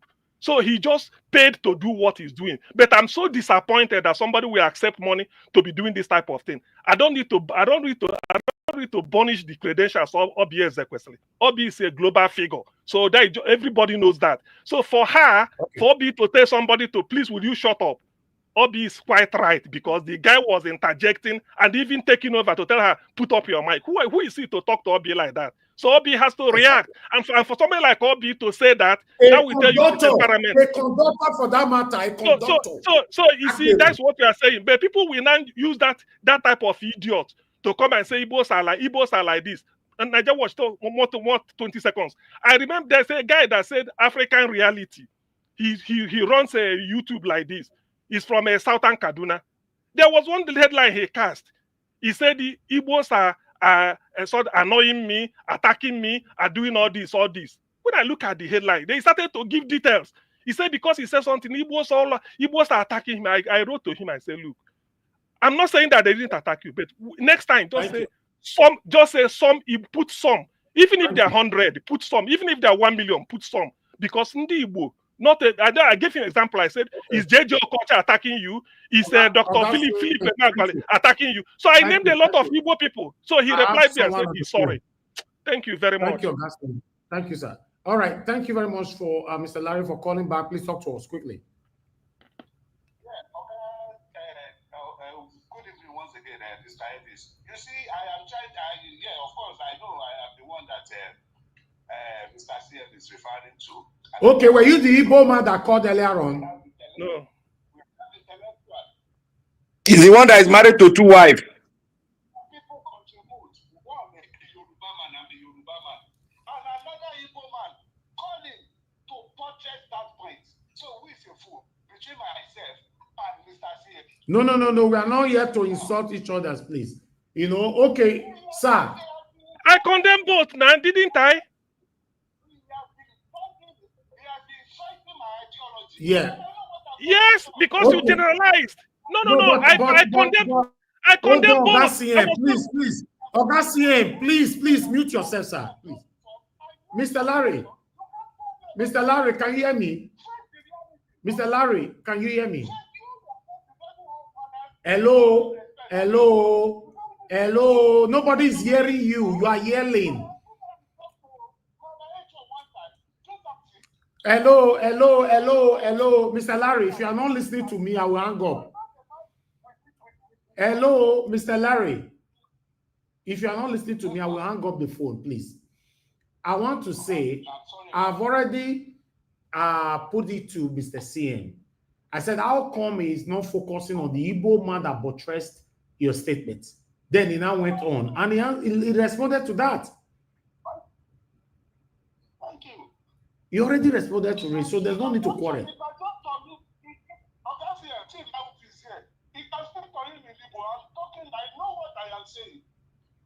I'm even talking from experience. I live among them. I learn from them. What is he talking about? Okay, thank you. So sorry, sir. I apologize in advance. Sorry, sir. I bet not verse. Oga CM, please. Hold on, Oga CM. If you know you've disrespected him one way or the other, please apologize or take it back, please. Because at the end of the day, you don't disrespect the Igbo man. You are disrespecting this one. You people had the word. I said I condemn what he said. I said I condemn it because he generalized. And do you know why I said I just said the man who phoned, I condemn it. I said that you married from Igbo does not mean you know the character of millions of people. That's why I considered 1 million. But then let me put this. Yeah, I live among the same thing. And I still condemn that one because that one also, even if it's me talking, or if he hear talking, I will still condemn it. Because, do you know why? Maybe that one is fake Igbo or God come back. No. Do you know why? Do you know why? I want people to follow to judge me on this. There is no way you will tell me, because what they call majority, you must cross the halfway. So how many Igbo have you encountered in your life? Even if you encounter 500,000, are we 1 million? We are not. So why not? You don't. Okay. That's what you call generalization. That is my pain. You might see 100 people on the road in a bus, in a school. They tell you yes, we are 1,000, but we condemn it or we applaud it. You will still tell them that you are still minority. All right. That's what I'm saying. Right. Thank you, Garcia. Thank you, sir. Thank you. All right, the next person is supposed to be Black Panther, then moderator for Sir Louis, but Sir Louis is also begging for a time. My people, when I wait different. Do you allow it? Quickly. Who want to talk? Who want to talk? Miss Louis, go ahead. Okay, Sir Louis, talk to us, sir. Your 8 minutes starts now. Good evening to you, sir. Hello. Good afternoon. Good afternoon, everybody, and good evening over there. And for those of you that gave me this slot, please, I deeply appreciate. Thank you very much and good evening. I guess just to quickly touch on what Why Dr. Sia was are you guys rigging this Senate floor now? You guys are rigging this Senate floor. Why are you rigging the vote here? Okay, go ahead, sir. We can hear you. Go ahead. Don't worry. Go ahead. Sorry, are you talking to me? Sir Louis, go ahead. That's why they find trouble. Go ahead. Right. So, what Mr. Sia was talking about, let me just 1 second. I think the thing is, we shouldn't use one brush to paint everybody. Let's stop generalizing. If some persons are like this, in every ethnic group, there are good, there are bad, some people, we shouldn't use some experiences we've had with some people to generalize everybody. You just think everyone from that particular group are like this. It doesn't pair well. It's not, it's not good. And if for someone who is civilized and well exposed, you shouldn't be, acting that way. Okay, back to this senator. I saw the video yesterday. I was shocked. And the first question I asked myself, I said, do they have the National Assembly? Don't they have some kind of value? For what that man did, I was just trying to relate that with the British Parliament. If that had happened, at the British Parliament where you raised your voice over and over, because if you look at it, that woman only said, shut up, right? Just simple shut up. And over the way she said it, it was it came out in a very calm manner. Shut up. Like Dr. CM actually explained further because I didn't watch the other part of it. So, he interjected and she told him to shut up. Now, the way he was raising his voice and the way he was, if we look at it, one man tried to tell him to calm down. I think he pushed him away, pushed his hand away. Then there was another lady that came from the other side. So I think if that man was with that woman, if there were no cameras there, the way it was at, he probably would have hit her. You see, a man like that, because you know what? Years ago in London, there was a young boy from Portugal. He was having an issue with one other guy from Nigeria, at Kingston Hospital.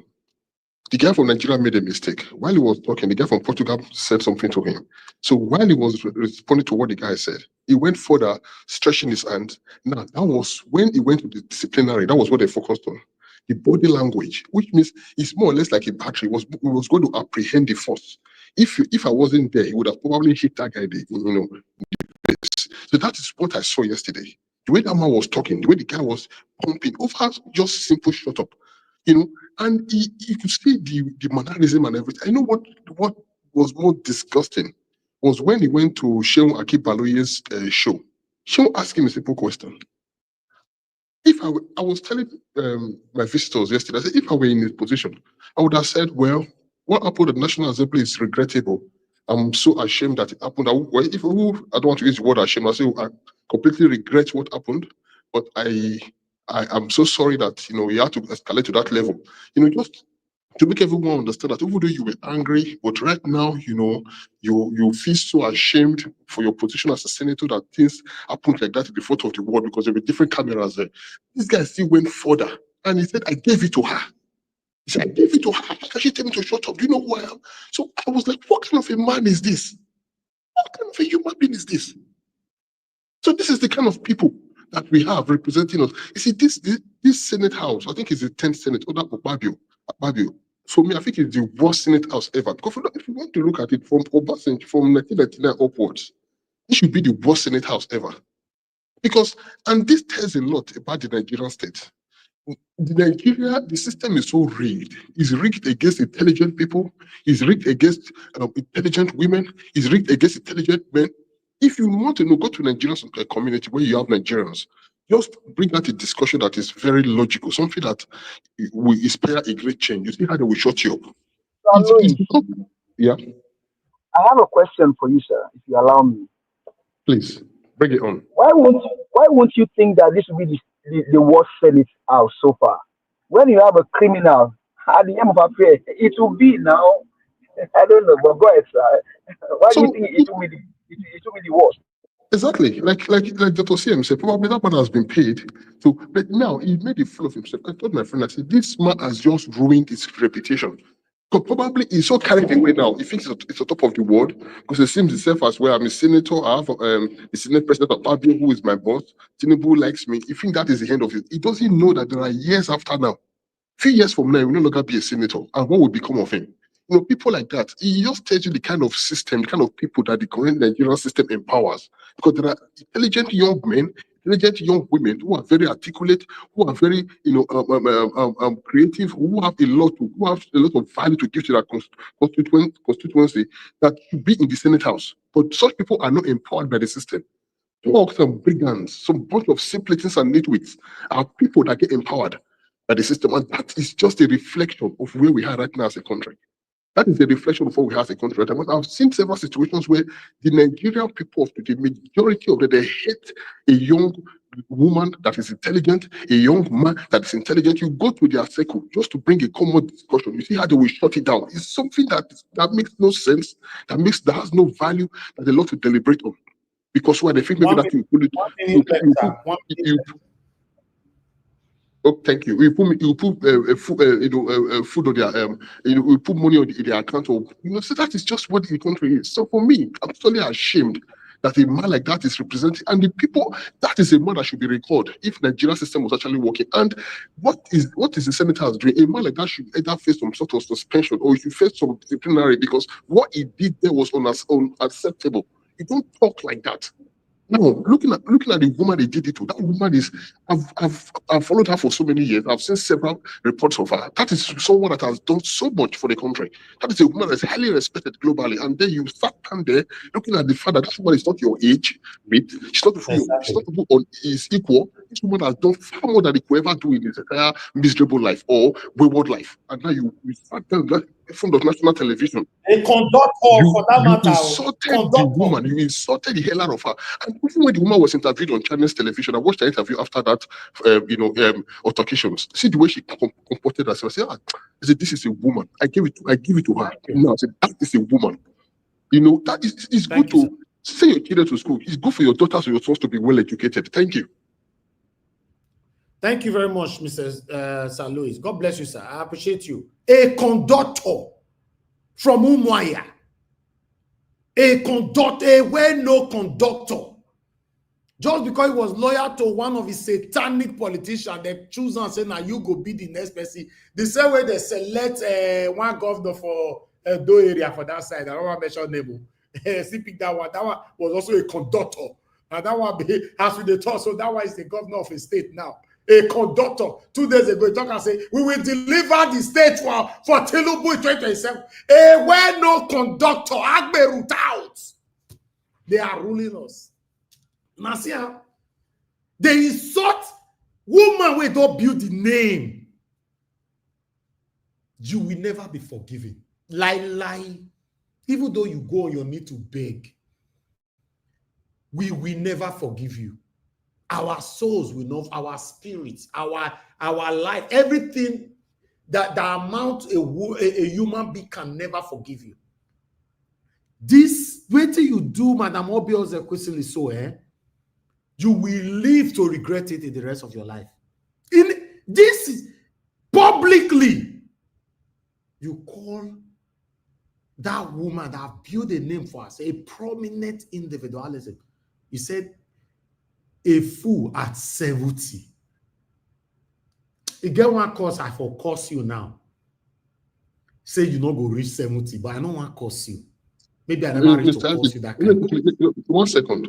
Ask yourself this question. If that man was an MP in the British Parliament, would they have gone to BBC to repeat all those things he said about that woman? See, they would have censored him already. They would have censored him. Just imagine. I say I was feeling goosebumps all over me when I was watching that video. Immediately I finished this broadcast, now I see him. I say, Jesus. Waiting. What are we pursuing in life now? Money. How much they give this man? May you take the scatter everywhere they go like this. Tomorrow now, the same man, although we are gullible, tomorrow now you come and say you want to become governor of one of the states. They will still vote on me. My biggest pain is there are so many Gen Zs now applauding him for what he did. That is my biggest pain. The children that are looking up to him is my biggest pain in Nigeria right now. Oby is not up to 70 years. Oby was born 1963. So you see the tout because he doesn't know what to say. He just open his mouth. And why the bottom line of what I'm telling people is that, look, even if you encounter 1 million on Igbo, they are still minority. Please don't generalize. Just say some. because we are more than 50 million or 60. So until you encounter up to 30 or 40 million, then you can generalize. That's why I don't generalize on any ethnic group, because I know I've Obi never is crossed. just 62. I've never She's only gotten up to 62. 60% Let's of move them. on. It's true. Thank you. Thank you. Thank you. She's only 62. You know, but regardless of what, who know this conductor before? Anybody know this conductor before? If not be the Natasha matter we call come and not be make us call no one. I don't know her before. Eh? Hi, we're in trouble. Mr. Nigeria. Evans, it came from a party. Only the party they know they know the party only in the east. That's where it came from. So it Now should go be let person happy for talk them. today again. Time they go. It's not. Sorry. Let's move on. We have a couple of people in the back saying, Olga Ferrara, I can see you. Abdul Malik, I can see you. Mr. Oduwa, I can see you. All of you on the back say, please bear with me. Let me call on the next person. Black Panther, yes, talk to us now. Yeah, thank you, Nigeria Watch. Thank you for today, and may God bless every one of us here today in Jesus' mighty name. Mommy Diaspora, I love you plenty.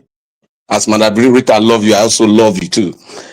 Today, I'm going to dedicate my speech to Dr. Oby Ezekwesili. She deserves my respect and the respect of the world citizen.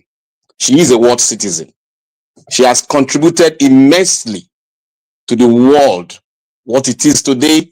She has contributed to the world governance. She has contributed to the world as a whole in terms of monetary stuff. I want to start by saying something about her biography a little bit. Her name is Madam Obiagele Catherine Ezekwesili, CFR. She was born in 1963 in Lagos.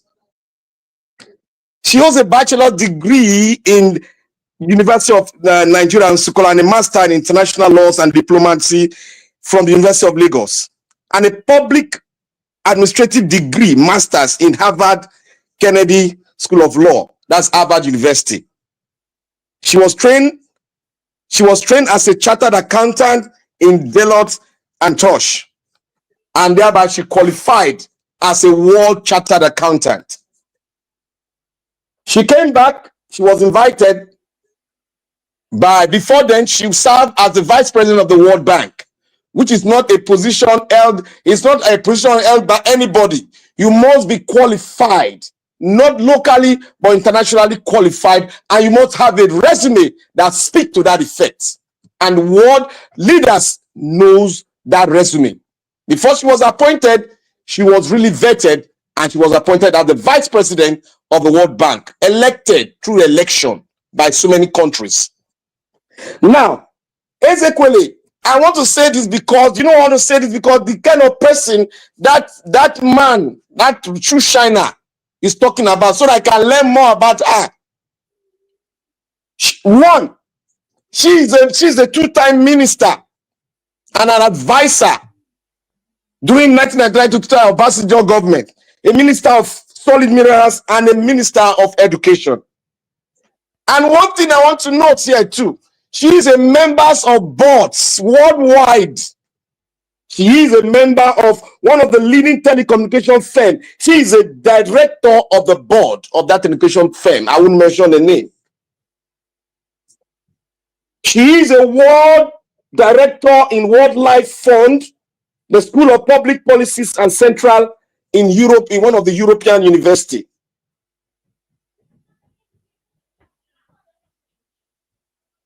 She owns a new African magazine, and she plays a role in terms of journalism too. She plays a good role, and we need to know the kind of woman we are talking about. Ezekwesili, Mama Oby, aka Oby, she has played a role in nurturing the women in Nigeria, not only in Nigeria, in Africa. She's a role model to women worldwide. She not only served in his country, she served the world in different status, and she has proven it. And when she came into Obasanjo regime, she made sure and she formed a strong body called the Transparency Body. Due process, madam. She makes sure that everything goes through due process, thereby putting corruption into a barest minimum. She did that and she executed it very well, and she brought out good results because she's a trained accountant, world trained accountant, and she was trained in a world reputable organization that holds that audit accounts of countries all over the world. And for that man, I call him shoe shiner. I wouldn't blame him. What is going on is as a result of the collapse of democracy that we borrowed from the Western world. Now, I want to ask everyone, where has democracy worked in Africa? Where has it worked and has been productive and make an average black man to go out and exalt and make himself the greatest in the world? Democracy can never bring Africa to a limelight, a shining light. It can never, until we look inward and fountain a way of our own way and ideology to function and to govern ourselves. Now, democracy has made the kind of governance in China a laughing stock. Come and look at what's happening in the US. Look at what is happening look at what's happening in Nigeria. In Nigeria, a criminal is heading our government. In some other word, that is count charge felony is heading another government. You look at them in Hungary, another criminal is heading it. In the one that they just in Bosnia, the one that they just took out, another criminal, corrupt leader is heading it. And these are all called democracy. Democracy has been made a laughing stock, and the Chinese system of governance has been made, it's a successful stuff, it's a successful way of governance, and it has produced millions of millionaires. It produced 1 million millionaires yearly in China. And look at your democracy. This is a fair system. And what you have in a fair system, this kind of shoe shiner that call himself a senator that cannot even win his own local government is coming out assembly after reading the system and coming out. She doesn't even know Madam Oby. She doesn't know Madam Oby very well. If you ask that senator to bring his paper, he cannot have more than what is known as HND or BSc. And it's those one he even paid to get those degrees. That is the system we are now. If we don't dismantle this system, we are going to continually see the mirage, see the ugly parts of a damaged and a rickety that can never be improved system, because democracy cannot work for a black man. I start to say this because I've never heard where democracy in Africa has made an average African man a millionaire after passing due process. It has never. So when you people quote, come here, democracy give us freedom of speech. Yes, the other style of governance give people freedom of speech. But I will say to every black race now that we should wake up and fathom the way and build our own kind of democracy under our way of life and our traditional status. That is the way forward, and that's the way to fathom out this hypocrisy and corruption that we have all over Africa. It is not only Nigeria. Nigeria is just leading all over Africa. Thank you, Niger Watch. I better take my leave now, and I will come back to talk extensively on that senator that called himself a senator and telling a world-renowned doctor to keep quiet and call him all sort of name. That is an aberration, and that is a man that called himself a senator that is not well trained from home. He doesn't have a culture, well trained culture from home. That is what I would say. I don't care. I don't want. I hold my word very strong, and I hold nobody apology. It's not well cultured and not well trained, and that is why he became a hooligan, transforming himself to a senator of the so-called and unquote Federal Republic of Nigeria. Thank you, Niger Watch. All right, but on your statement though, the last part of your submission, you said that senator, that I don't understand, I can't confuse.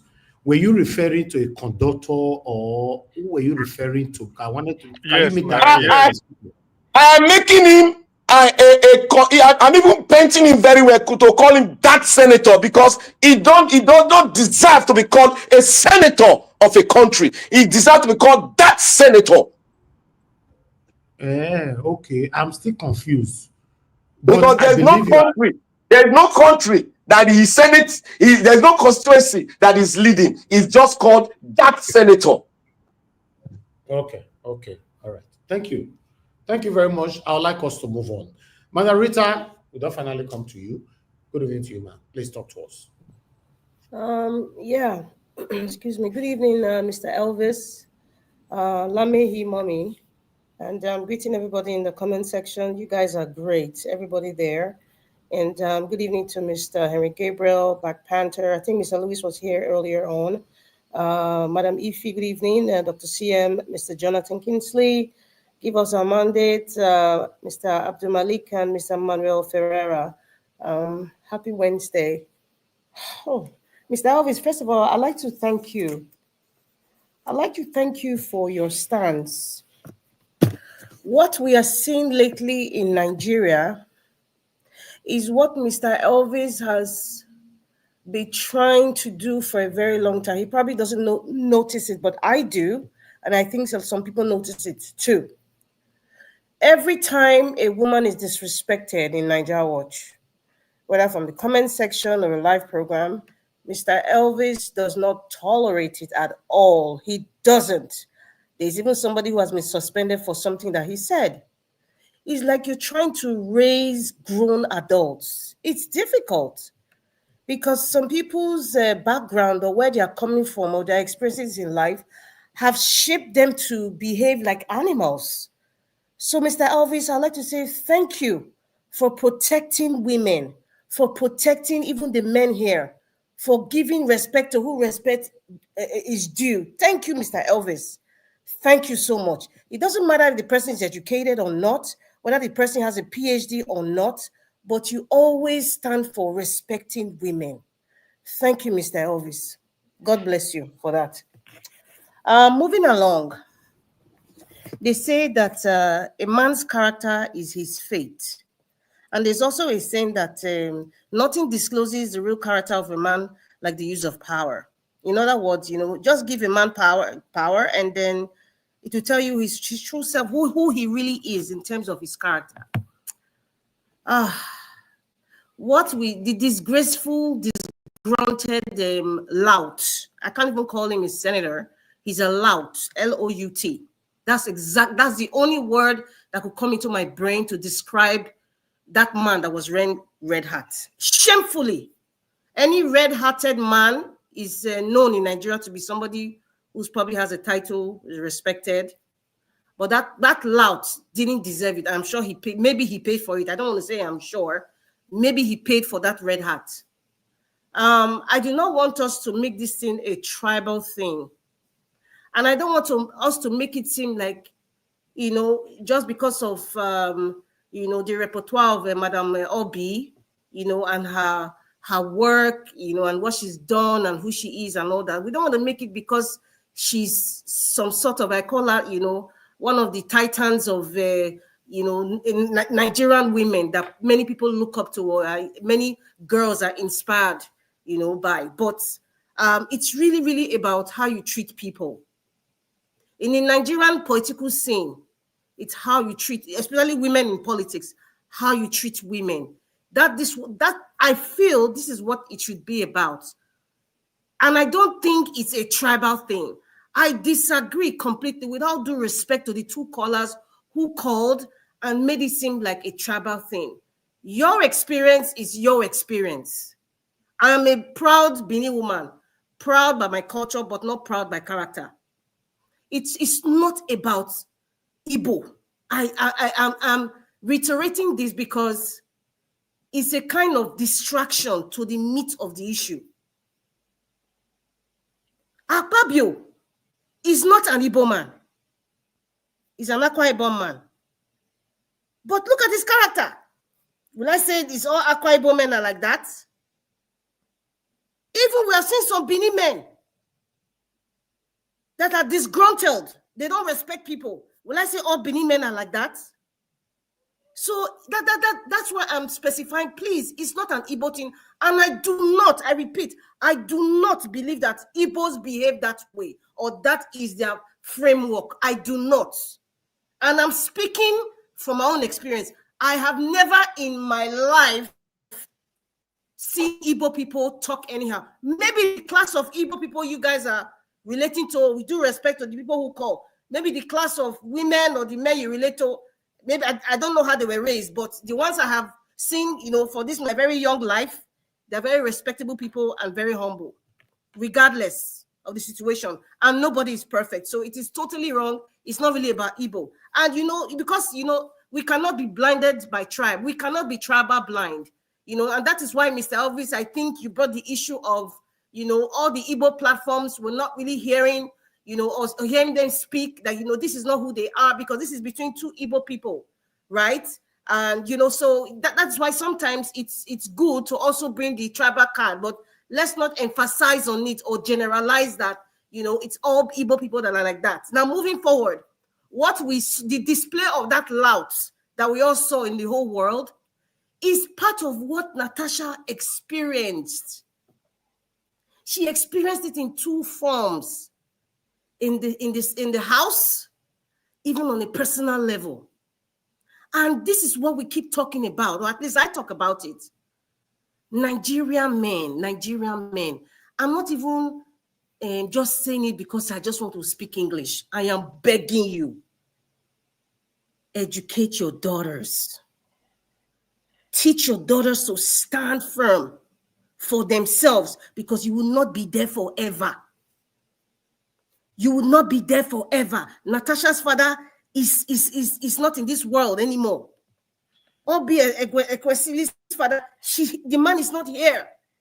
But they have raised great women. Please, Nigerian men. I know why I'm just mentioning the men, because some people will say, is he only a man that produces a daughter? What about the mothers? No, I am specifically speaking Nigerian men. Please educate your daughters. Please teach your daughters how to speak up for themselves respectfully and intelligently. It is very, very important. It's not just in Nigeria. They could be anywhere in the world. It's very, very important. This is what Natasha faced. They say what a man displays is who he is behind the closed doors. Somebody was saying is maybe this man beats his wife or whatever. You could see that it's just like Mr. Alvin, you said something about your comments about this man is probably like one of those bus conductor in the Upper Iweka. It just made me laugh, and it's really true. But check it out. The man from Bodilon is in Asorok. Who is the man from Bodilon? He's another silent lout. So what do you expect his babies to be like? The apple doesn't fall far from the tree. Okay, let's go down to the Senate. The one that's the Senate president is a disgruntled sexual predator. So what do you expect the other people to be like?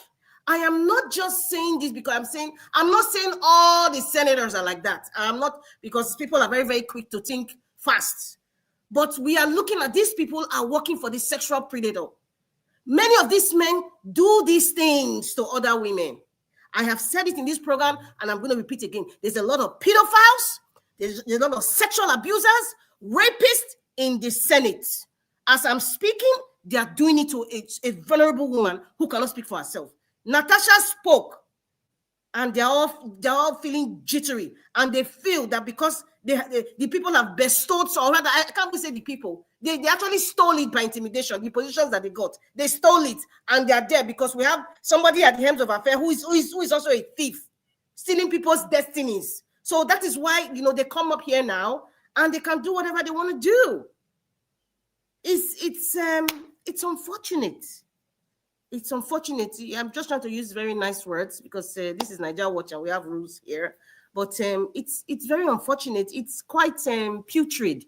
I feel like even vomiting when I even hear that loud speak, the one that wears a red hat. And please, if there's something like recalling Chistati title, removing or it's just like that derobing somebody as a lawyer. Is there any way they can unread the man's heart? I don't know how they do it in Igbo land. I don't, Dr. CM, maybe it's possible. I don't know. Maybe there must somebody that gave him that title for him to wear a red hat. If they cannot do it, it should be undone, because he's a disgrace to every man who wears a red hat. That's just how I see it, Mr. Obi. I'm going to pause here.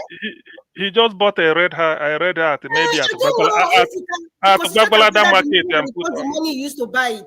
I don't know. Nobody gave him anything. He just buy by the roadside in Gbagbala or Kuje or Wuse market, and then put on head. Then it's actually an abuse of the red hat, if you want to call it that way.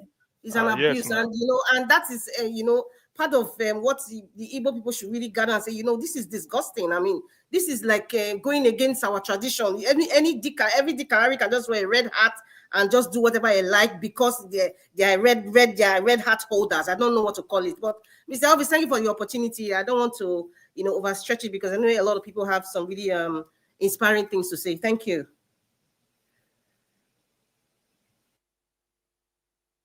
Okay, it seems Mr. Elvis is not there. Okay, the next person on my screen, I don't know if he's give us our mandate or Mr. Jonathan. I don't know. Mr. Elvis, if you're there, if you cannot speak, I think give us our mandate, you should speak. Thank you.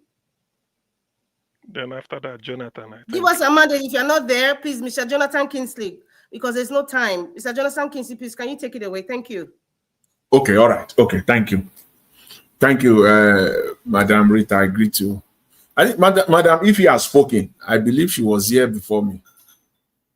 No, she hasn't spoken at all. No. Okay, after you is Madam Ife. Okay, then, all right. Okay, I greet you guys. God bless you all. Mr. Elvis, I greet you once again. Thank you for the good work we are doing. Mommy Diaspora, welcome. I greet you. God bless you greatly. The commenters and all the callers, I greet everyone. God bless you all greatly. You guys have taken care of this so-called non-honorable. I'm trying not to even address him as a senator. I'm not hearing him. These are crooked people that through the back door found their way to offices, to high esteem offices. There is nothing honorable in this, in these people. That is the reason why you can now see why it's so easy for them when at the Senate, when they are doing when they are perpetrating all these senseless activities. You can now see. And this is the center of what is called character. This is character. These are men of no character at all. When you talk of character in itself, this is it. This is the definition of character in display. You want to show it in a pictorial form, and you want someone to know, you want to describe character, or you're having difficulty in describing what character is to someone, just show this video.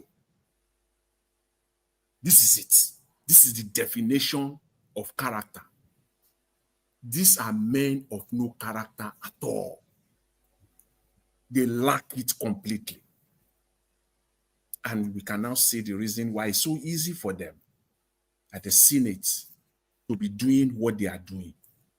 They cannot think, they cannot reason. Who can now fault anyone that will call people like these names? How could you fault someone calling them names?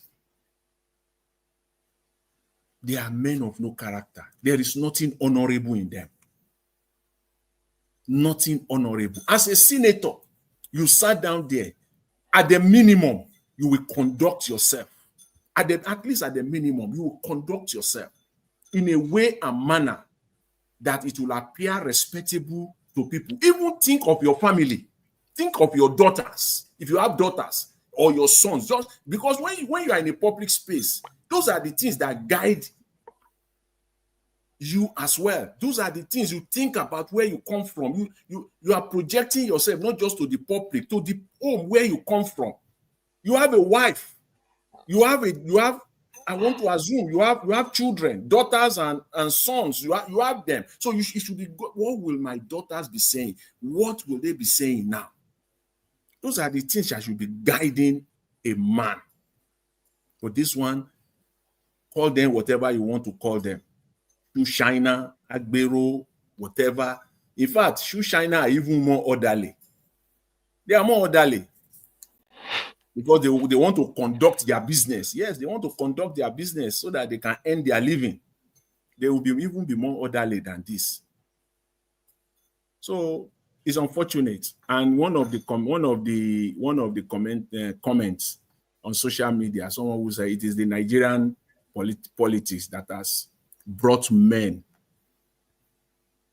of this stature to be sitting at such places, such offices, even have the opportunities to be sitting side by side with someone like Madam Ezekwesili.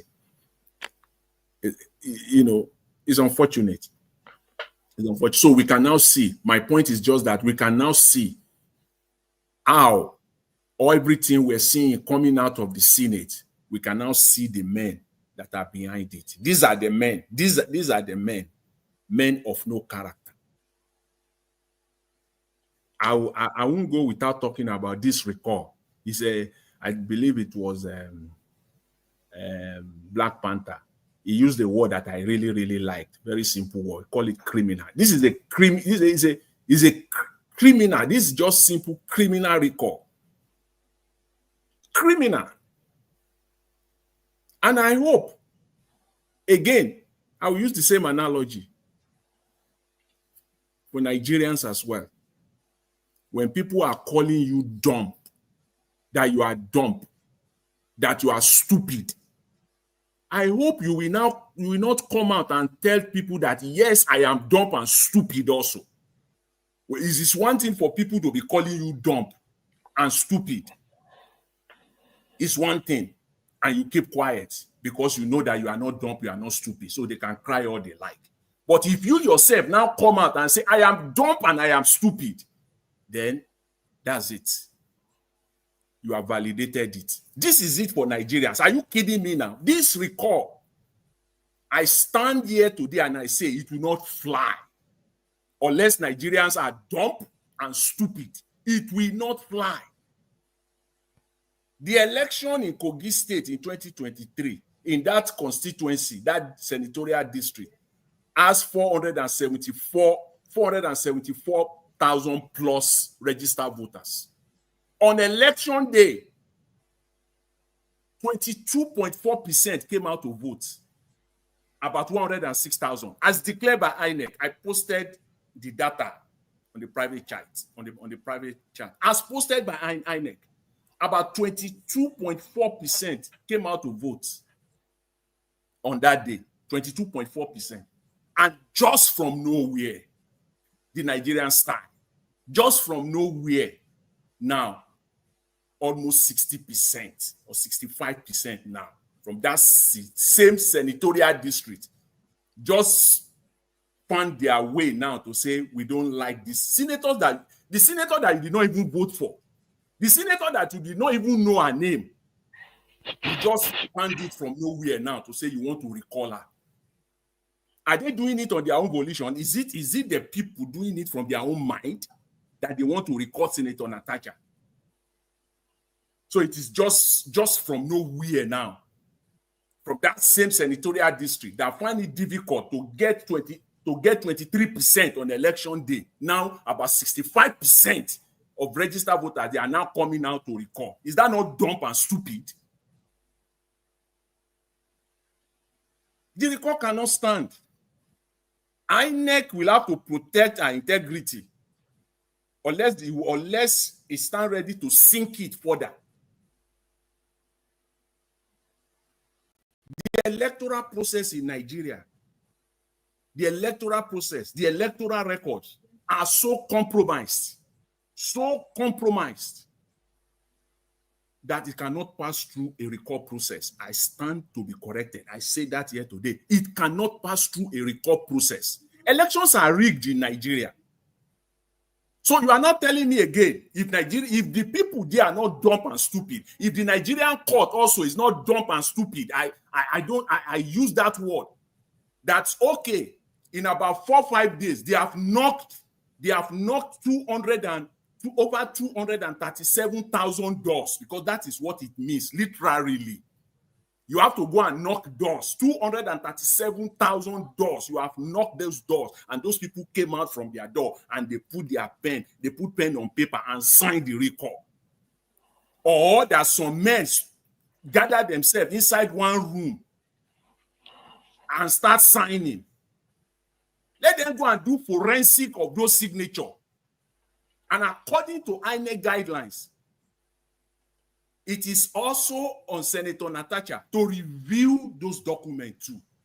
So petitioner has done their own. They want a recall, representative of the people, right? There, they've done their own. You have to tender it to Senator Natasha and our own people too. They will review it as well. Take it for forensic. It cannot fly unless Nigeria want to come out and say that they are broad day criminals.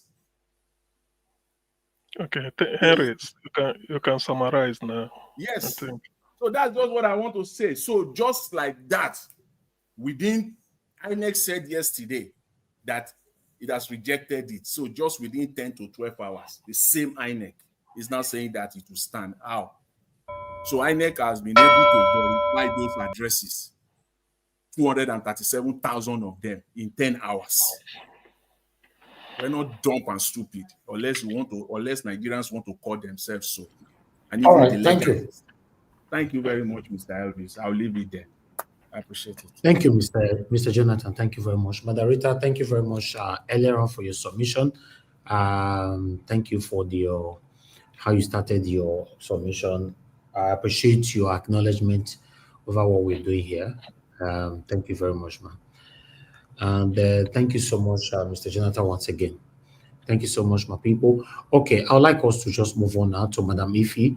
Madam Ife, is Madam Ife still with us? Oh, she's gone. Oh, so sad. Madam Ife, now your turn before, but you don't come out. You could not give your submission today, but that's for another day. But meanwhile, I'd like us to move on to Mr. Oduwa before Gafferara. Mr. Oduwa, please, thank you very much, sir, for your patience on the backstage as well. Mr. Naja, you jumped me, right? Oh, okay. Abdul Malik. No verse. Abdul Malik, then I come to Mr. Oduwa before Gafferara. Abdul Malik, sir, please talk to us. Good evening to you. Yeah, good evening once again, Mr. Naja Watch. Thank you, sir. Good evening, everybody in the panel. Good evening, Nigeria.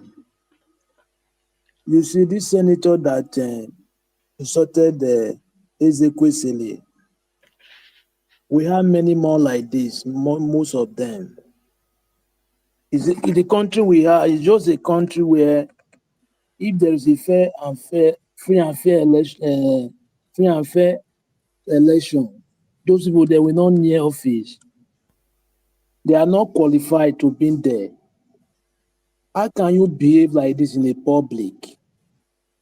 It look like you behave like primary school student, not even secondary school. You cannot coordinate yourself. You cannot even know what to do as a senator of the Federal Republic of Nigeria. In a public, you are insulting, you are making noise like nuisance. I don't really understand. Why can't you respect yourself and behave, coordinate yourself? And that man is like somebody is pushing him to do something, whatever he's doing. Yeah, somebody is pushing him somewhere. That's why he's trying to disrupt that meeting. Don't want the meeting to hold. That is what he was trying to do. Yes. Nigeria is a country today where anything can happen. Even this Natasha recall Natasha back. You will surprised that before you know they will just do mago, everything will be done. And Nigeria will still sit there. There is nothing will happen. Yes, it's a country we have today. Look at what is going on today in the country. Akpabio now is still the Senate President of Nigeria. Until today, the sexual harassment, they have never investigated anything about that. All what they are saying, what Natasha, the law and this. Okay, why can't they investigate about the sexual harassment? Till now, Akpabio is the Senate President of Nigeria. Is that a normal country? If I may ask you, is that a normal country? What bring this issue, right? Okay, why can't you guys investigate this? If really this woman is lying or is talking the truth, why can't you investigate? But they are jumping from left to right. They don't want to go direct to the matter. The country we have today is just like criminals, crook of people. They are running Nigeria, gang of crooks. That is where we find ourselves. Crook, criminals, they are running Nigeria. We don't have government. There is no government in Nigeria because anything can happen in the country. Look at what happened in the River State. What is not written in Constitution, right? Okay, why the president? President don't have the right to dissolve the city governor or any city political elected position. They don't have the right. It's not written in the Constitution. Okay, why did they do it? Till today, that one is gone already, right? Now the Navy man that I appointed there is still there. Nigeria is a country today where, because the citizens, they are not yet serious to take their country back. That is the problem we have. If they are serious, the country will be good. But they are the majority.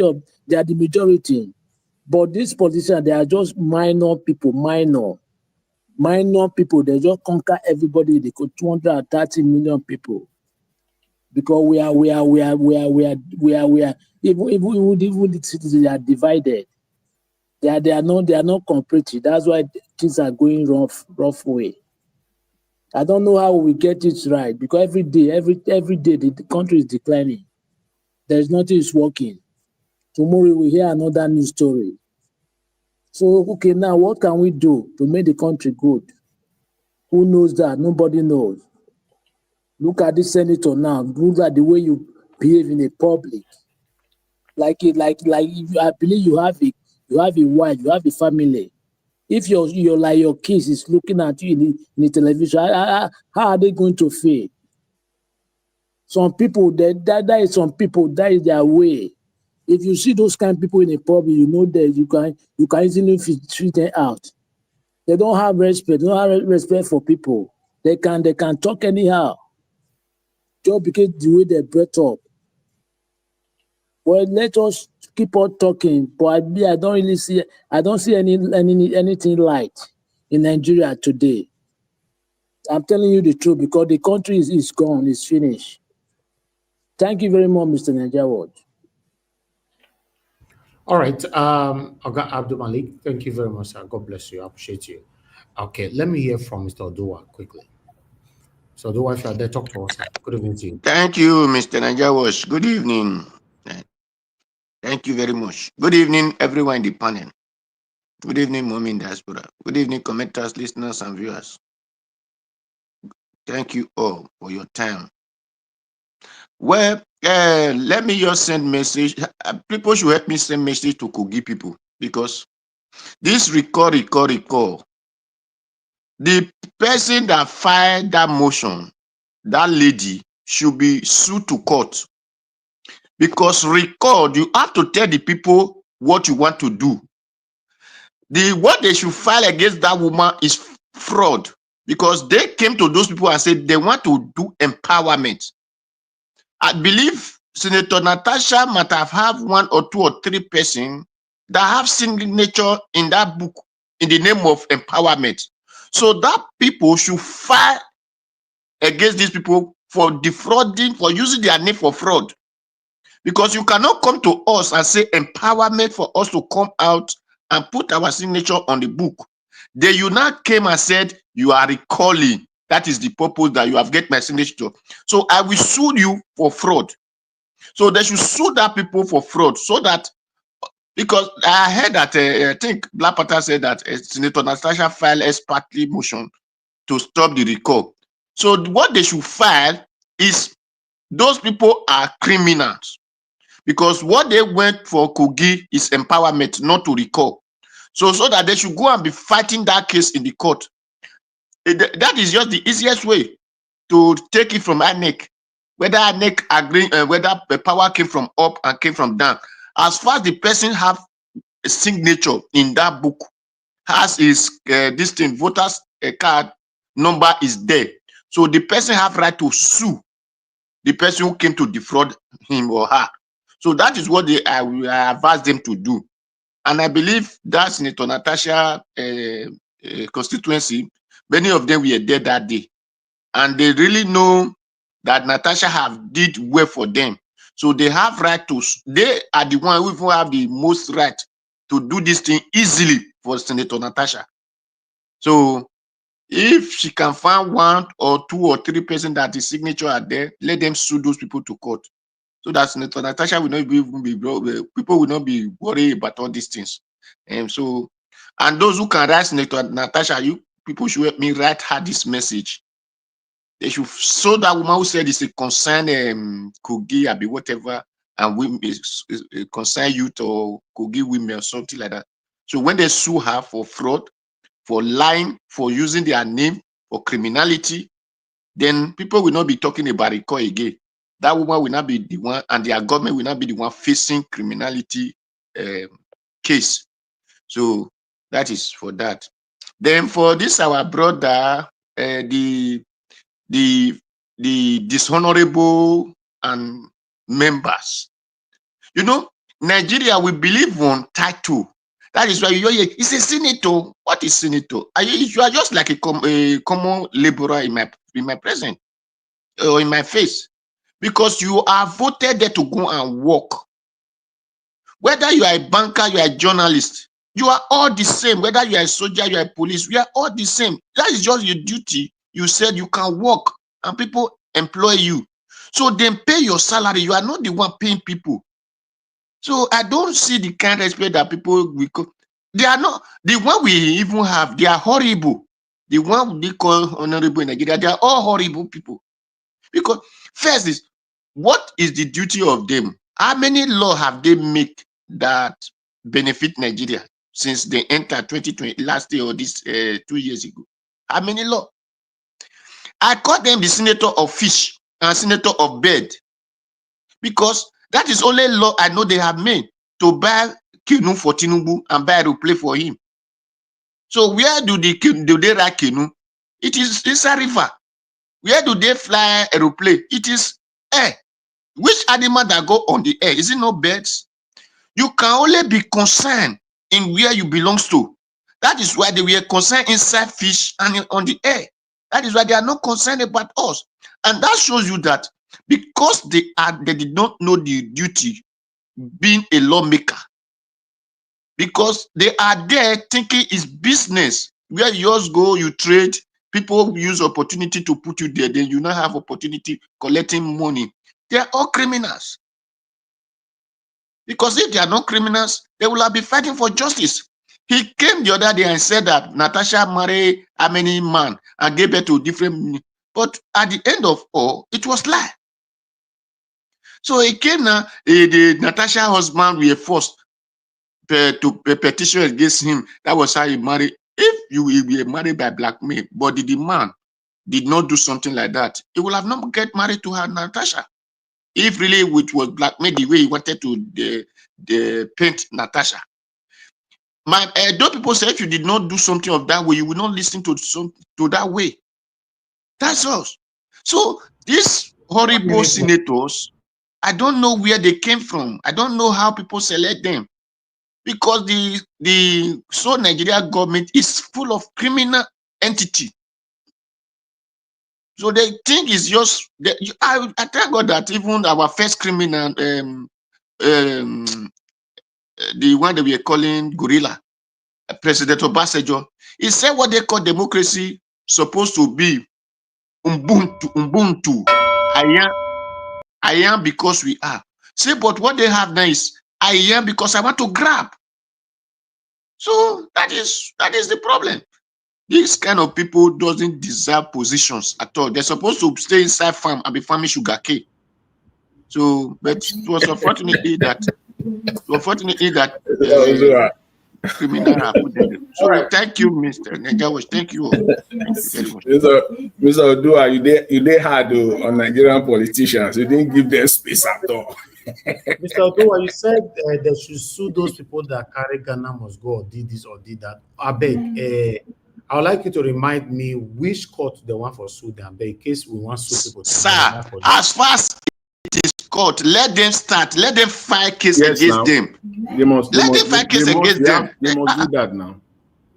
So they could give people, as far as you know your signature is there, they came to you and said empowerment. And what you are not hearing is not empowering you, is to call your senator back.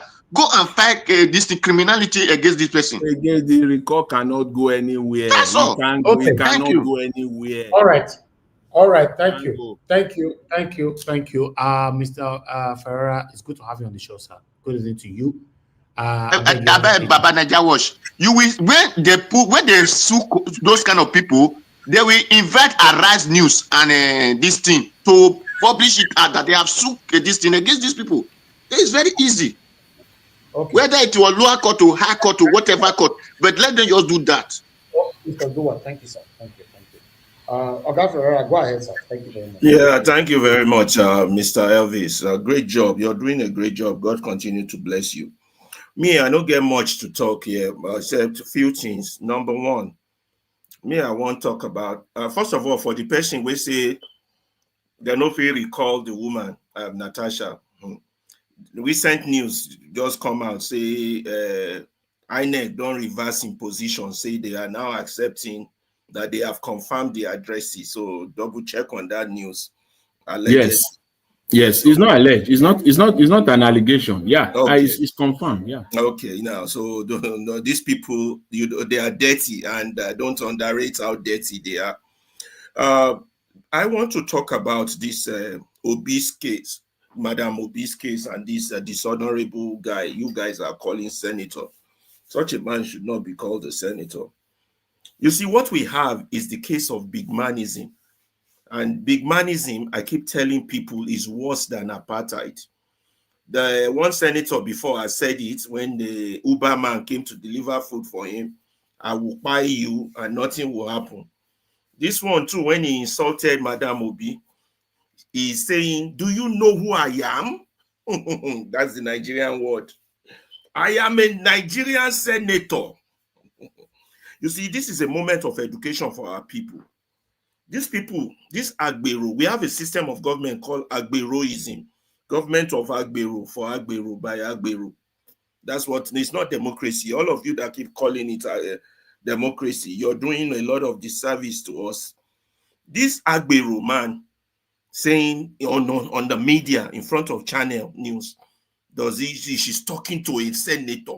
Does she know who he is? Who are you? First of all, the highest office in the land is the office of the citizen, of the people, not you. The last speaker has highlighted it.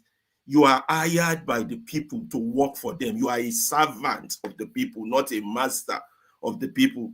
So this white man mentality of superior human being, I am more superior than you, that our Nigerian politicians have, they have to be re-educated. The whole community has to be re-educated. When you are in public position, you are in service of the people. You are not a guy, you're not a king, you're not a guy pata, you're nothing but a servant. Until we understand this, we are not even close to what is called democracy or any system of government.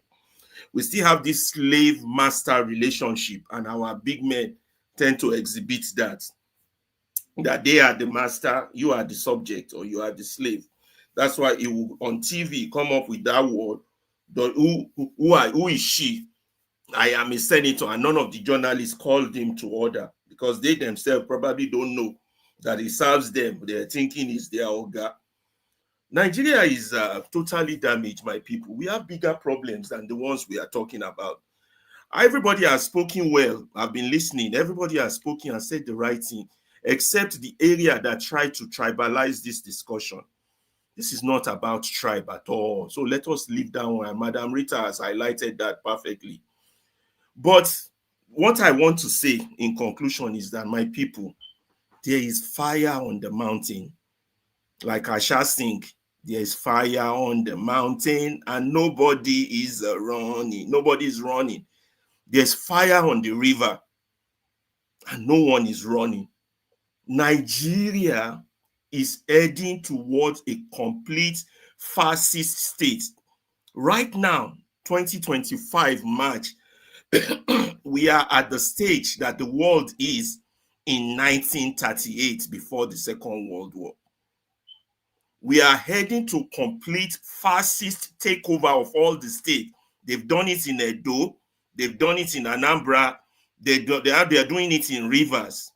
A complete Islamo-fascist control of the country where none of you would have rights. And these people are so organized and they are showing you, they are telling you that they don't have regard for your constitution.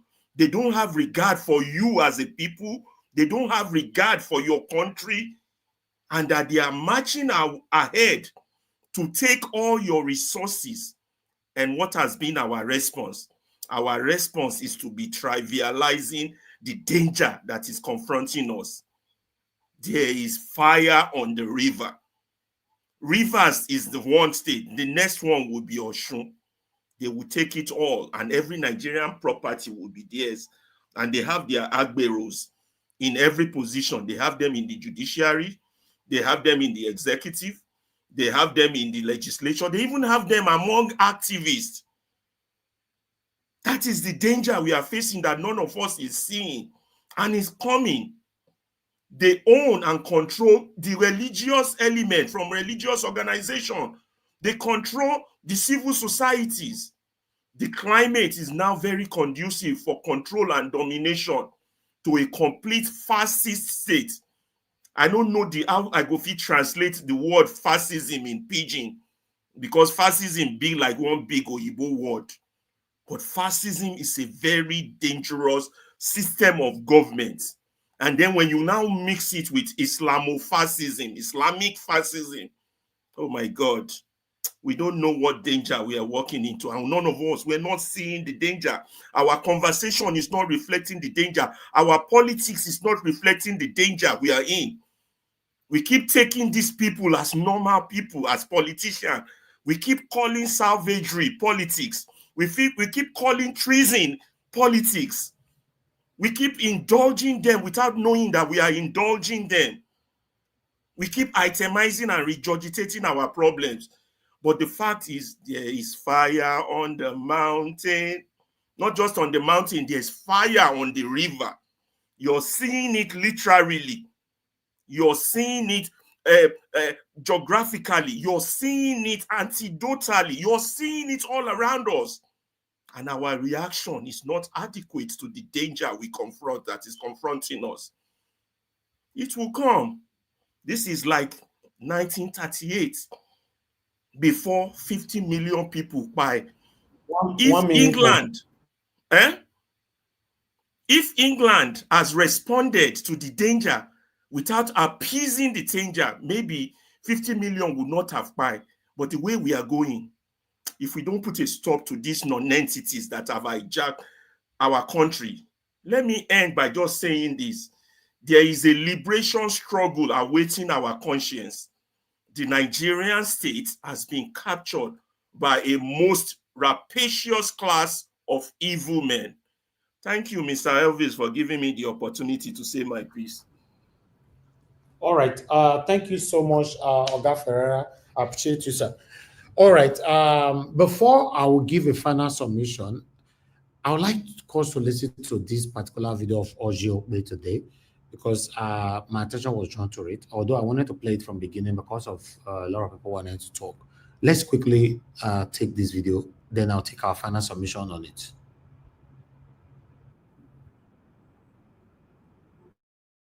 Representing Ebonyi North, Onyekachi Nwebonyi, and a former Minister of Education, Oby Ezekwesili, Ezekwesili on Tuesday during the hearing of a sexual harassment petition submitted by Natasha Akpoti Uduaghan to the Senate Committee on Ethics, Privileges and Public Petitions. Well, the altercation began when the petitioner, Zubaru Yakubu, tried to speak to the chairman of the committee, Neda Imaswe, but was asked to turn off his mic. When Ezekwesili tried to intervene, Nwebonyi, who appeared as a witness for Senate President Godswill Akpabio, interrupted her. She then told him to please shut up, which immediately sparked an outburst from the senator, who proceeded to call Ezekwesili a fool, a hooligan, and an insult to womanhood. Let's take a look before we take some reactions. I don't want to something herself. It's okay, madam. It's okay, madam. It's okay, madam. Auntie, you can't respect yourself? Shut up and take him out. Smell him out. Smell him out. Look like a dog. Look at you. Big fool and 70. Fool and 70. How can you talk like that? Have I been a senator? I take exception to a senator. Why are you talking to me like that? You are a disgrace to the Senate. You are an insult to womanhood. You are an insult to womanhood. And you are here to tell the world that you have not changed. You cannot violate. You are here to tell the world that you have not changed. You are. At 70, you have not changed. You are a scoundrel. I will not take it. So that is why you can never be here. People like you can never be here. People like you can never be here. How can you be? How can you be a fool? Not a hooligan. You are a hooligan. You are a hooligan. So you will be. Mr. Chairman. Mr. Chairman, chairman of the committee, chairman of the committee. And you say I should keep my mouth shut. Who are you to say so? Chairman. Who are you to say so? Chairman. Who are you? Okay, officer. And you refuse. Chairman of the committee. Mr. Chairman, sir. Mr. Chairman, sir. Mr. Chairman, sir. Chairman of the committee. All right, let me take this tweet from Frederick, who wrote, "The shame of a Nigerian senator. Bullying women is now their stock in trade. A senator bullying former Minister of Education, Oby Ezekwesili, during a public hearing. The suspended Senator Natasha Akpoti Uduaghan did not do as much as this. Under Akpabio, this bully called Senator Nwebonyi will neither be disciplined nor suspended unless he accuses Akpabio of sexual harassment. Let us see how Akpabio's Senate will handle this national shame." Well, Nwebonyi, who was on our nightly news program Newsnight to address the sexual harassment petition submitted by Natasha Akpoti Uduaghan and the altercation that ensued at the Senate committee, said that he regrets his statements he made against the former minister, but called for disciplinary actions to be taken against her. Let's take a look. Respect is earned. She has no right to talk to me. And to talk to me again. Similarly, Madam Oby Ezekwesili's response is also unacceptable. Instructing a senator to shut up is inappropriate in a professional environment. Both of them exhibited unacceptable behaviors, period. She is a former minister and he is a sitting senator. They should behave responsibly. Well, let's take Oby Ezekwesili's account of the incident. She spoke with Charles Anyagolu on Arise Primetime, and she admitted to telling Senator Nwebonyi to please shut up, but insisted that the senator was initially provoked before the altercation ensued. Let's take a look. And then this senator, whom I will not acknowledge by mentioning his name at all. His name is Senator. Serious. In fact, part of what inflamed life that we live in this country, and it gets worse from one administration to the other, that people find it very difficult to have very decent conversation. Yes. Now, all the traits of the Nigerian, character were on display in that, altercation. First, the the senator was saying, I'm a senator of the Federal Republic. Okay, you know, everybody is busy with, do you know who I am? Yes. Do you know who I am? We have this sense of importance. And then before you know it, the conversation will degenerate to name calling. One party calls the other hooligan, shut up. The other one says you are a disgrace. The other one says you are a disgrace too. That is, you know, that altercation should not have taken place on the floor or within the premises of the National Assembly. So I think it looks ugly. It speaks to the way we behave as Nigerians. If you were talking to foreigners and you talk like this, they will be afraid. They will think that you just left the zoo. Anyway, the second thing is to know that two fighting or affray or altercation is an offense. It's a felony under Section 84 of the Criminal Code. No, you are not allowed to fight in a public space or to, you know, quarrel in such a manner that, you know, you look like you want to take advantage of each other. However, you know, there's something they call parliamentary privilege, which is the immunity that lawmakers and people who speak on the floor, you know, under parliamentary proceedings enjoy. Number 3 is the point that, look, both are in the wrong. As the gentleman that you quoted, as the man you quoted, EJ, I think you quoted his tweet. Yes. He said that the senator was wrong. After all, we call senators distinguished people. Exactly. And a senator is supposed to conduct himself in a very responsible manner. Even if he was angry that he was called a hooligan and asked to shut up, there was a chairman of that meeting. He could have sought the protection of the chairman, and the chairman would have maybe asked, you know, Mrs. Ezekwesili to withdraw her statement. Right. You know, and there will be some guy, but on his own, he just jumped and took over the meeting, and then the thing degenerated. And Mrs. Ezekwesili too, as an elderly person, shouldn't have, you know, found herself in this kind of situation where we'll be talking to a senator that was born in 1982. It was 1982. Okay. He was born in 1982. No, quite young. No, he was born in 1982. Yes, and he himself, no, we're Africans. And he himself was saying, you know, Ezekwesili, do you know who I am? Ezekwesili is an elderly person, a grandmother, and he was talking to her like that. Come on, you know, the matter could have been handled in a different manner. Yes. And finally, which is my final point on this matter, is that, look, there is a lot of distraction. Where is the National Assembly, the Senate, going to find time now to do the work for which Nigerians have voted for them? Since March, we have not discussed any other thing.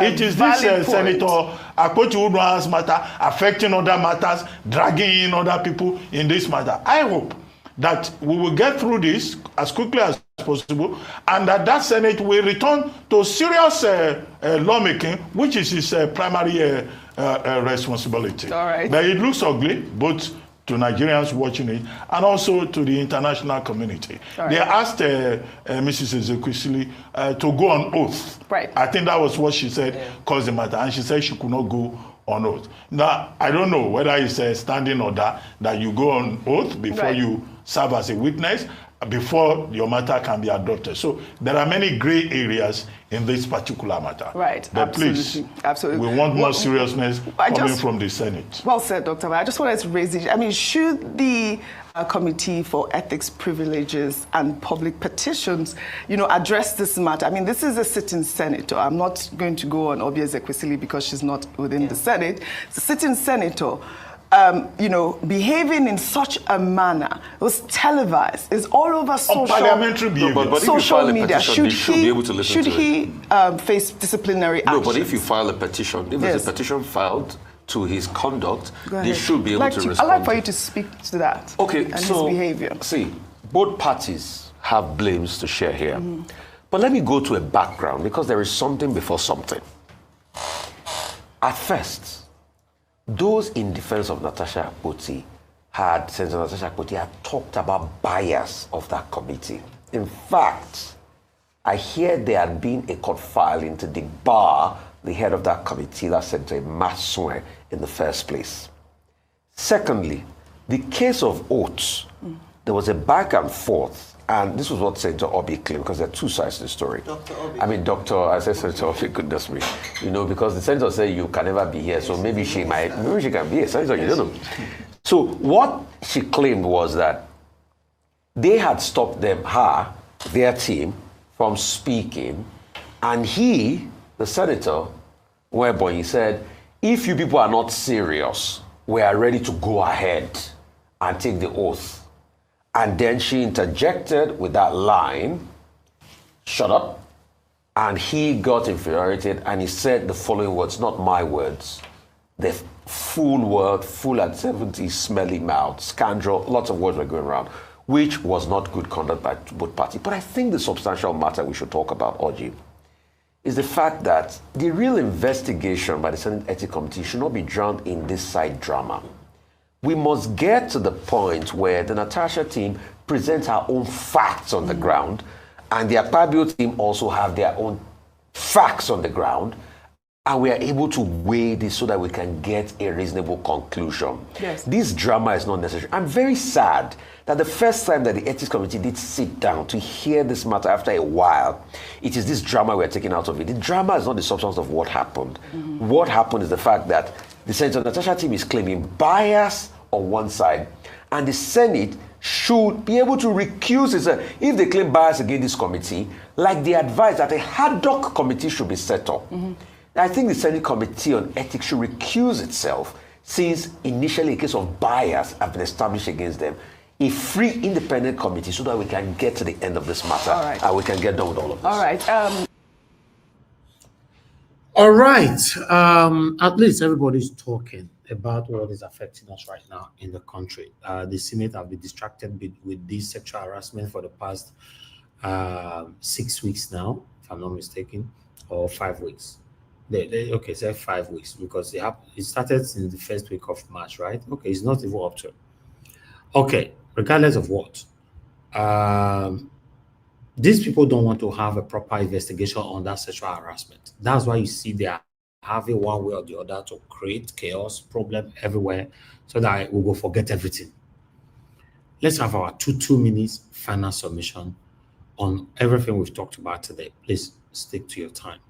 I'll come to Black Panther straight away. I'll grab Black Panther if you're there. Your final submissions are 2 minutes. Thank you, Nigeria Watch, for taking me back. And I want to thank you for doing diligently your work. I want to thank you for doing it well prepared, well cooked, and well served. I want to thank you so much. It is high time the women should come out. I want to advise our women. You have a role model. Today I dedicated it to Mommy Obi. She's a role model for all women to emulate. She's somebody that many should stand by her back, because she does not jump into any ship.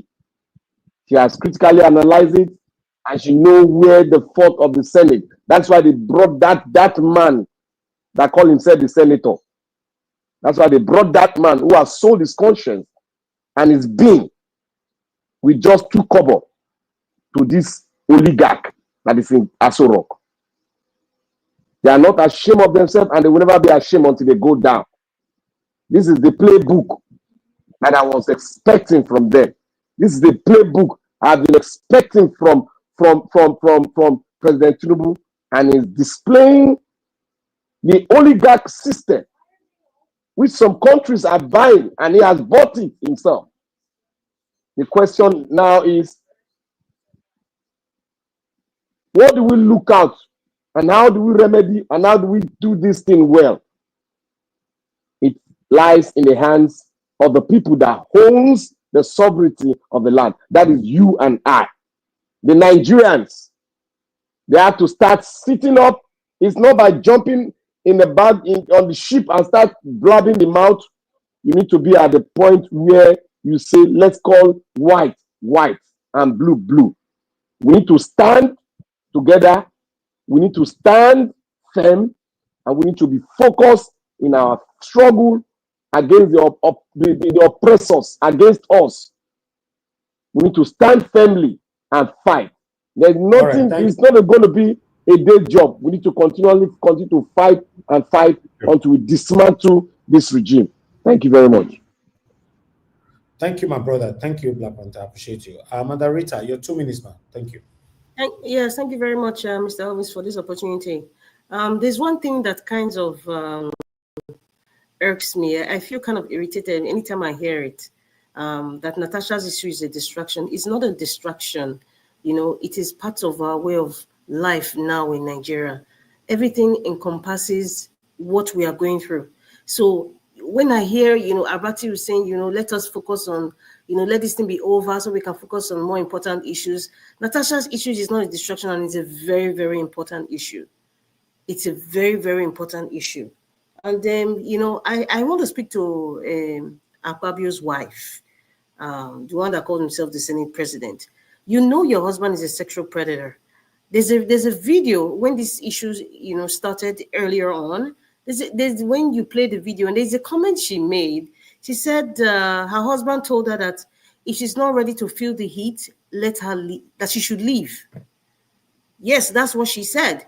So it speaks volumes. It tells you that this is not the first time from John Nguyen. That is the only one that came out. And I'm believing that there are many other women who have complained one way or the other.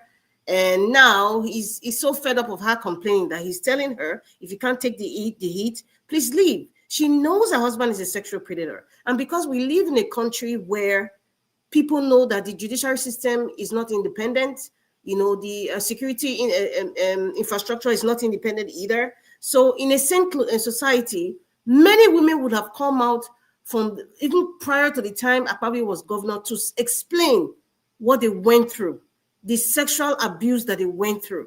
But because Nigeria is just the way it is now, and there's a lot of silence. So please, my people, keep speaking. Natasha's issue is not a distraction. Thank you.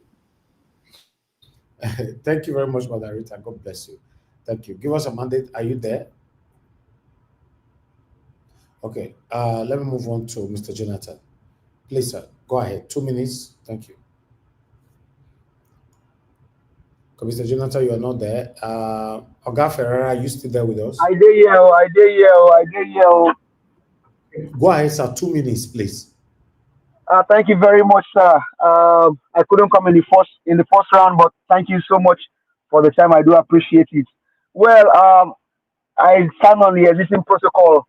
Madam Oby Ezekwesili will not join them because she's honorable, and these guys are dishonorable. I think the guy was calling for Madam Oby to come. If it was easy, she should come and join. She should come and join them. Oby will not join you guys. Madam Oby is honorable. You guys are dishonorable. There is nothing good you can expect from this 10th Senate. Number 10 is a very significant number. It's a significant number. I mean, if you watch soccer or football, as they call it, the midfielder always have, most time, we are the jersey number 10. The number 10 is very, very critical. But these guys have destroyed what number 10 means. This 10th Senate stinks. This 10th Senate is a cankerworm. This 10th Senate is a home of thugs and criminals. This 10th Senate is a home for sexual predators. This 10th Senate is a home of bribe collectors to do against the will of their people. This 10th Senate do against the will of the people that sent them to the house. And that's why that guy can be asking a citizen, do you know who I am? White House, in the White House here, when they are giving press briefing, if the president stands, they question the president, regardless of who you are. And this guy is asking the person that sent you on errand, do you know who I am? These guys are criminals. These guys are worthless human beings, if you can use that word. These guys don't have regard for anybody. Nigeria is not a country. Nigeria is gone. these guys have succeeded in running down the country. How it gets better, I don't know. But you know, that guy is also he falls in the category of the Gen Zs or whatever you want to call it. But all same Thank you, same. my brother. Thank you. Thank you so much. Have a good evening. Thank you, my brother. I appreciate you. Thank you.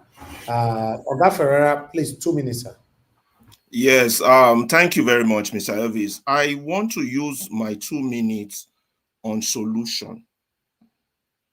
This problem we are all talking about, whether Natasha, whether the dishonorable member, whether our democracy being stolen from each state, this problem started way before any one of us here were born.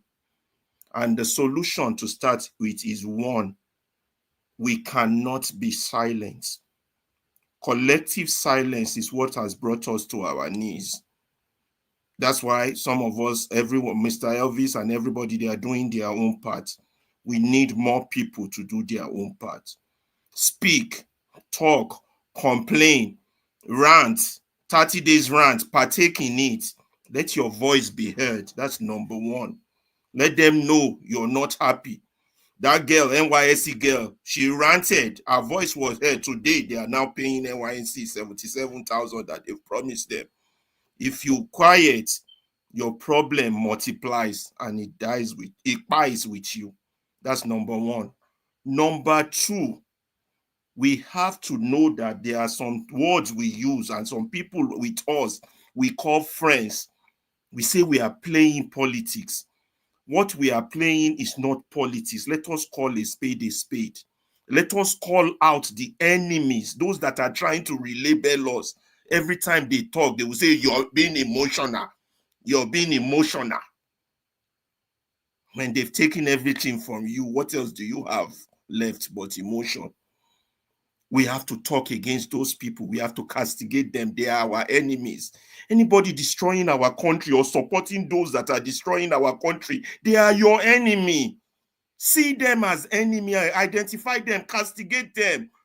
You cannot put a clown in a house, in a kingdom, in a palace. The palace becomes a joke. We have to get all the clowns out of our country before we now train them to face the big man that's the real problem. That's all I have to say. Right. Thank you. God bless you all. Thank you, sir. Thank you very much. I appreciate you. Abdul Malik, 2 minutes, sir. Then Mr. Doa, get ready. Yeah, good evening once again, Mr. Naija Watch. My question is this House of Senate, what is preventing them not to investigate this Natasha issue? That one will show you that probably this man is guilty. Yes. Why can't they investigate the issue, the matter? What is preventing them? He's guilty. We are not kids, understand? Even though you don't read law, but you need to know some kind of things. Those people is like those politicians in Nigeria. It's like they just believe they are working on themselves. They are not working for people. That is just they are proud. They just believe they are working for themselves. They are not there for the people. And Nigeria people, they don't know their left or right. They don't know their left or right. They don't know the law. They don't know that those people they are working for them. But politicians in Nigeria, they just keep on coverage them. That's why they don't get that IQ. They don't get that idea. They are just, I don't really understand. Thank you very much, Mr. Najawo. All right, Abdul Malik, thank you very much, sir. Mr. Odua, your 2 minutes, sir. Thank you, Mr. Najawo. As I said, to the Kogi, Natasha, lawyer, they should just look at the way they filed the case. Since the annex said they have seen the signature and whatever this, the same people that have their phone number, the same people that have signature, if it is 2, 3, or 4 of them they were able to use to file case against those people, then it is very easy for court to say, this is the same people that annex you said you see that they sign recall, and they are the ones still suing that they did not sign recall, they always sign for job. Very simple. So automatically everything died done without no no stress. Because the person you said is sent for you to recall is the person suing you for lying, using his name to lie. INEC, the court sent the paper to INEC. They don't have where to hide because whatever they call arise and their channel, they will carry it. When they sued, when they read the paper from the court, it's very simple. Everything died down. The court ended. And those people will not be deformed of their trying to do evil against Natasha. So Natasha lawyer should just do that tomorrow on Monday. Thank you. Thank you, Mr. Jawosh.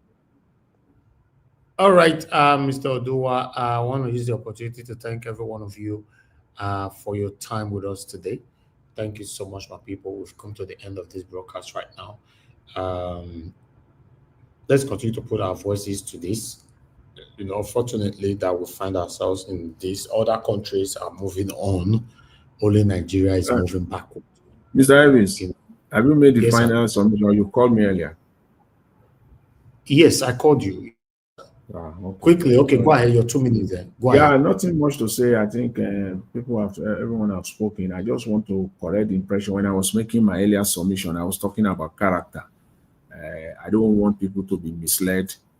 I was talking of character, that what the dishonorable man who call himself senator, what he display is not character, and that if you want to see the real definition of character, you can use that as a way to differentiate between what a man of character is and a man that lacks character.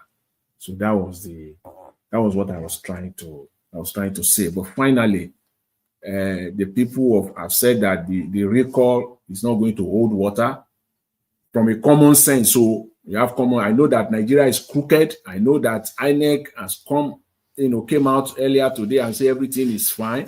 When we know that everything is not fine, we know that it is all crooked and fake. So let them subject. It is very simple. Let them subject all the signature to forensic. Subject the signature to forensic audit. Period. It's as simple as that. You will be shocked that only one man sat in one room and signed maybe 10,000 put his own signature, because the people, are you kidding me? So you are telling me that in a district in Nigeria, all of them they are educated, they can sign documents. Is that what you are telling us? So they sign it or they thumbprint it. Is it sign or thumbprint in that area where majority of them are village women? Are you trying to deceive Nigeria like this? Thank you, Mr. Jonathan. Thank you. Not hold waters. It's as simple as that. You. Thank you, Mr. Elvis. I really appreciate it. Thanks. Thank you. Thank you so much, Mr. Jonathan. God bless you, sir. Thank you.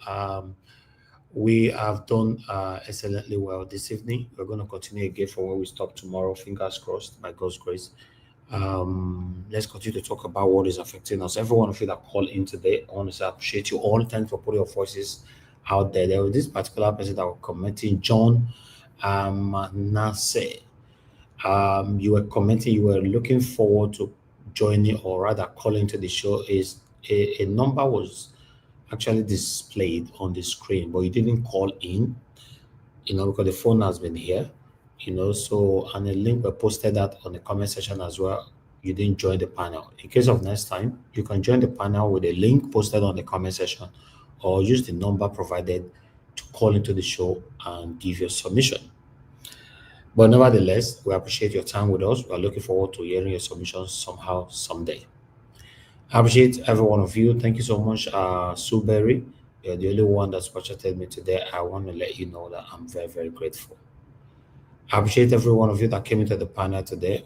Thank you very much, Black Panther, Mother Rita, Mane Ferreira, Abdul Malik, Mr. Jonathan, Mr. Oduwa. Give us a mandate.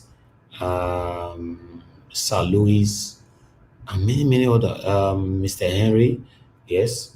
And we but not go forget, and every one of you. Yes, easier to calculate everything on my head, not too easy like that, but still. Why my people right there on the comment section? Mother for Mom Diaspora, thank you very much, Mommy. I appreciate you, Mommy, for all that you do. Abu Azi, I appreciate you, sir. Thanks for all that you do. Thank you very much, Info. Thank you. Imwetia Ifowa, all the way from Facebook. Thank you very much. I appreciate you. Ajay Deborah Beck Mark. Thank you. God bless you. Or Eva Line, Love Mandika, Peg Money, Emma. Thank you, my people. God bless you all. We've come to the end of the broadcast, my people. Let's continue again from where we stopped tomorrow. Fingers crossed. Always look out for us. I might end this show now and be posting you another video. Who knows? Yeah, we only act according to what we have for you. Trending. Take care, my people. Now, I will draw the curtain. Take care and good night. Are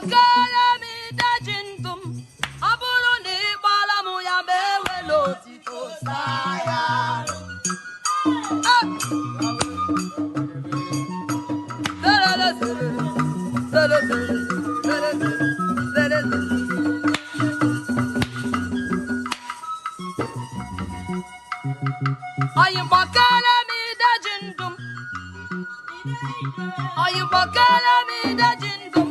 Follow me the jindum. Come well,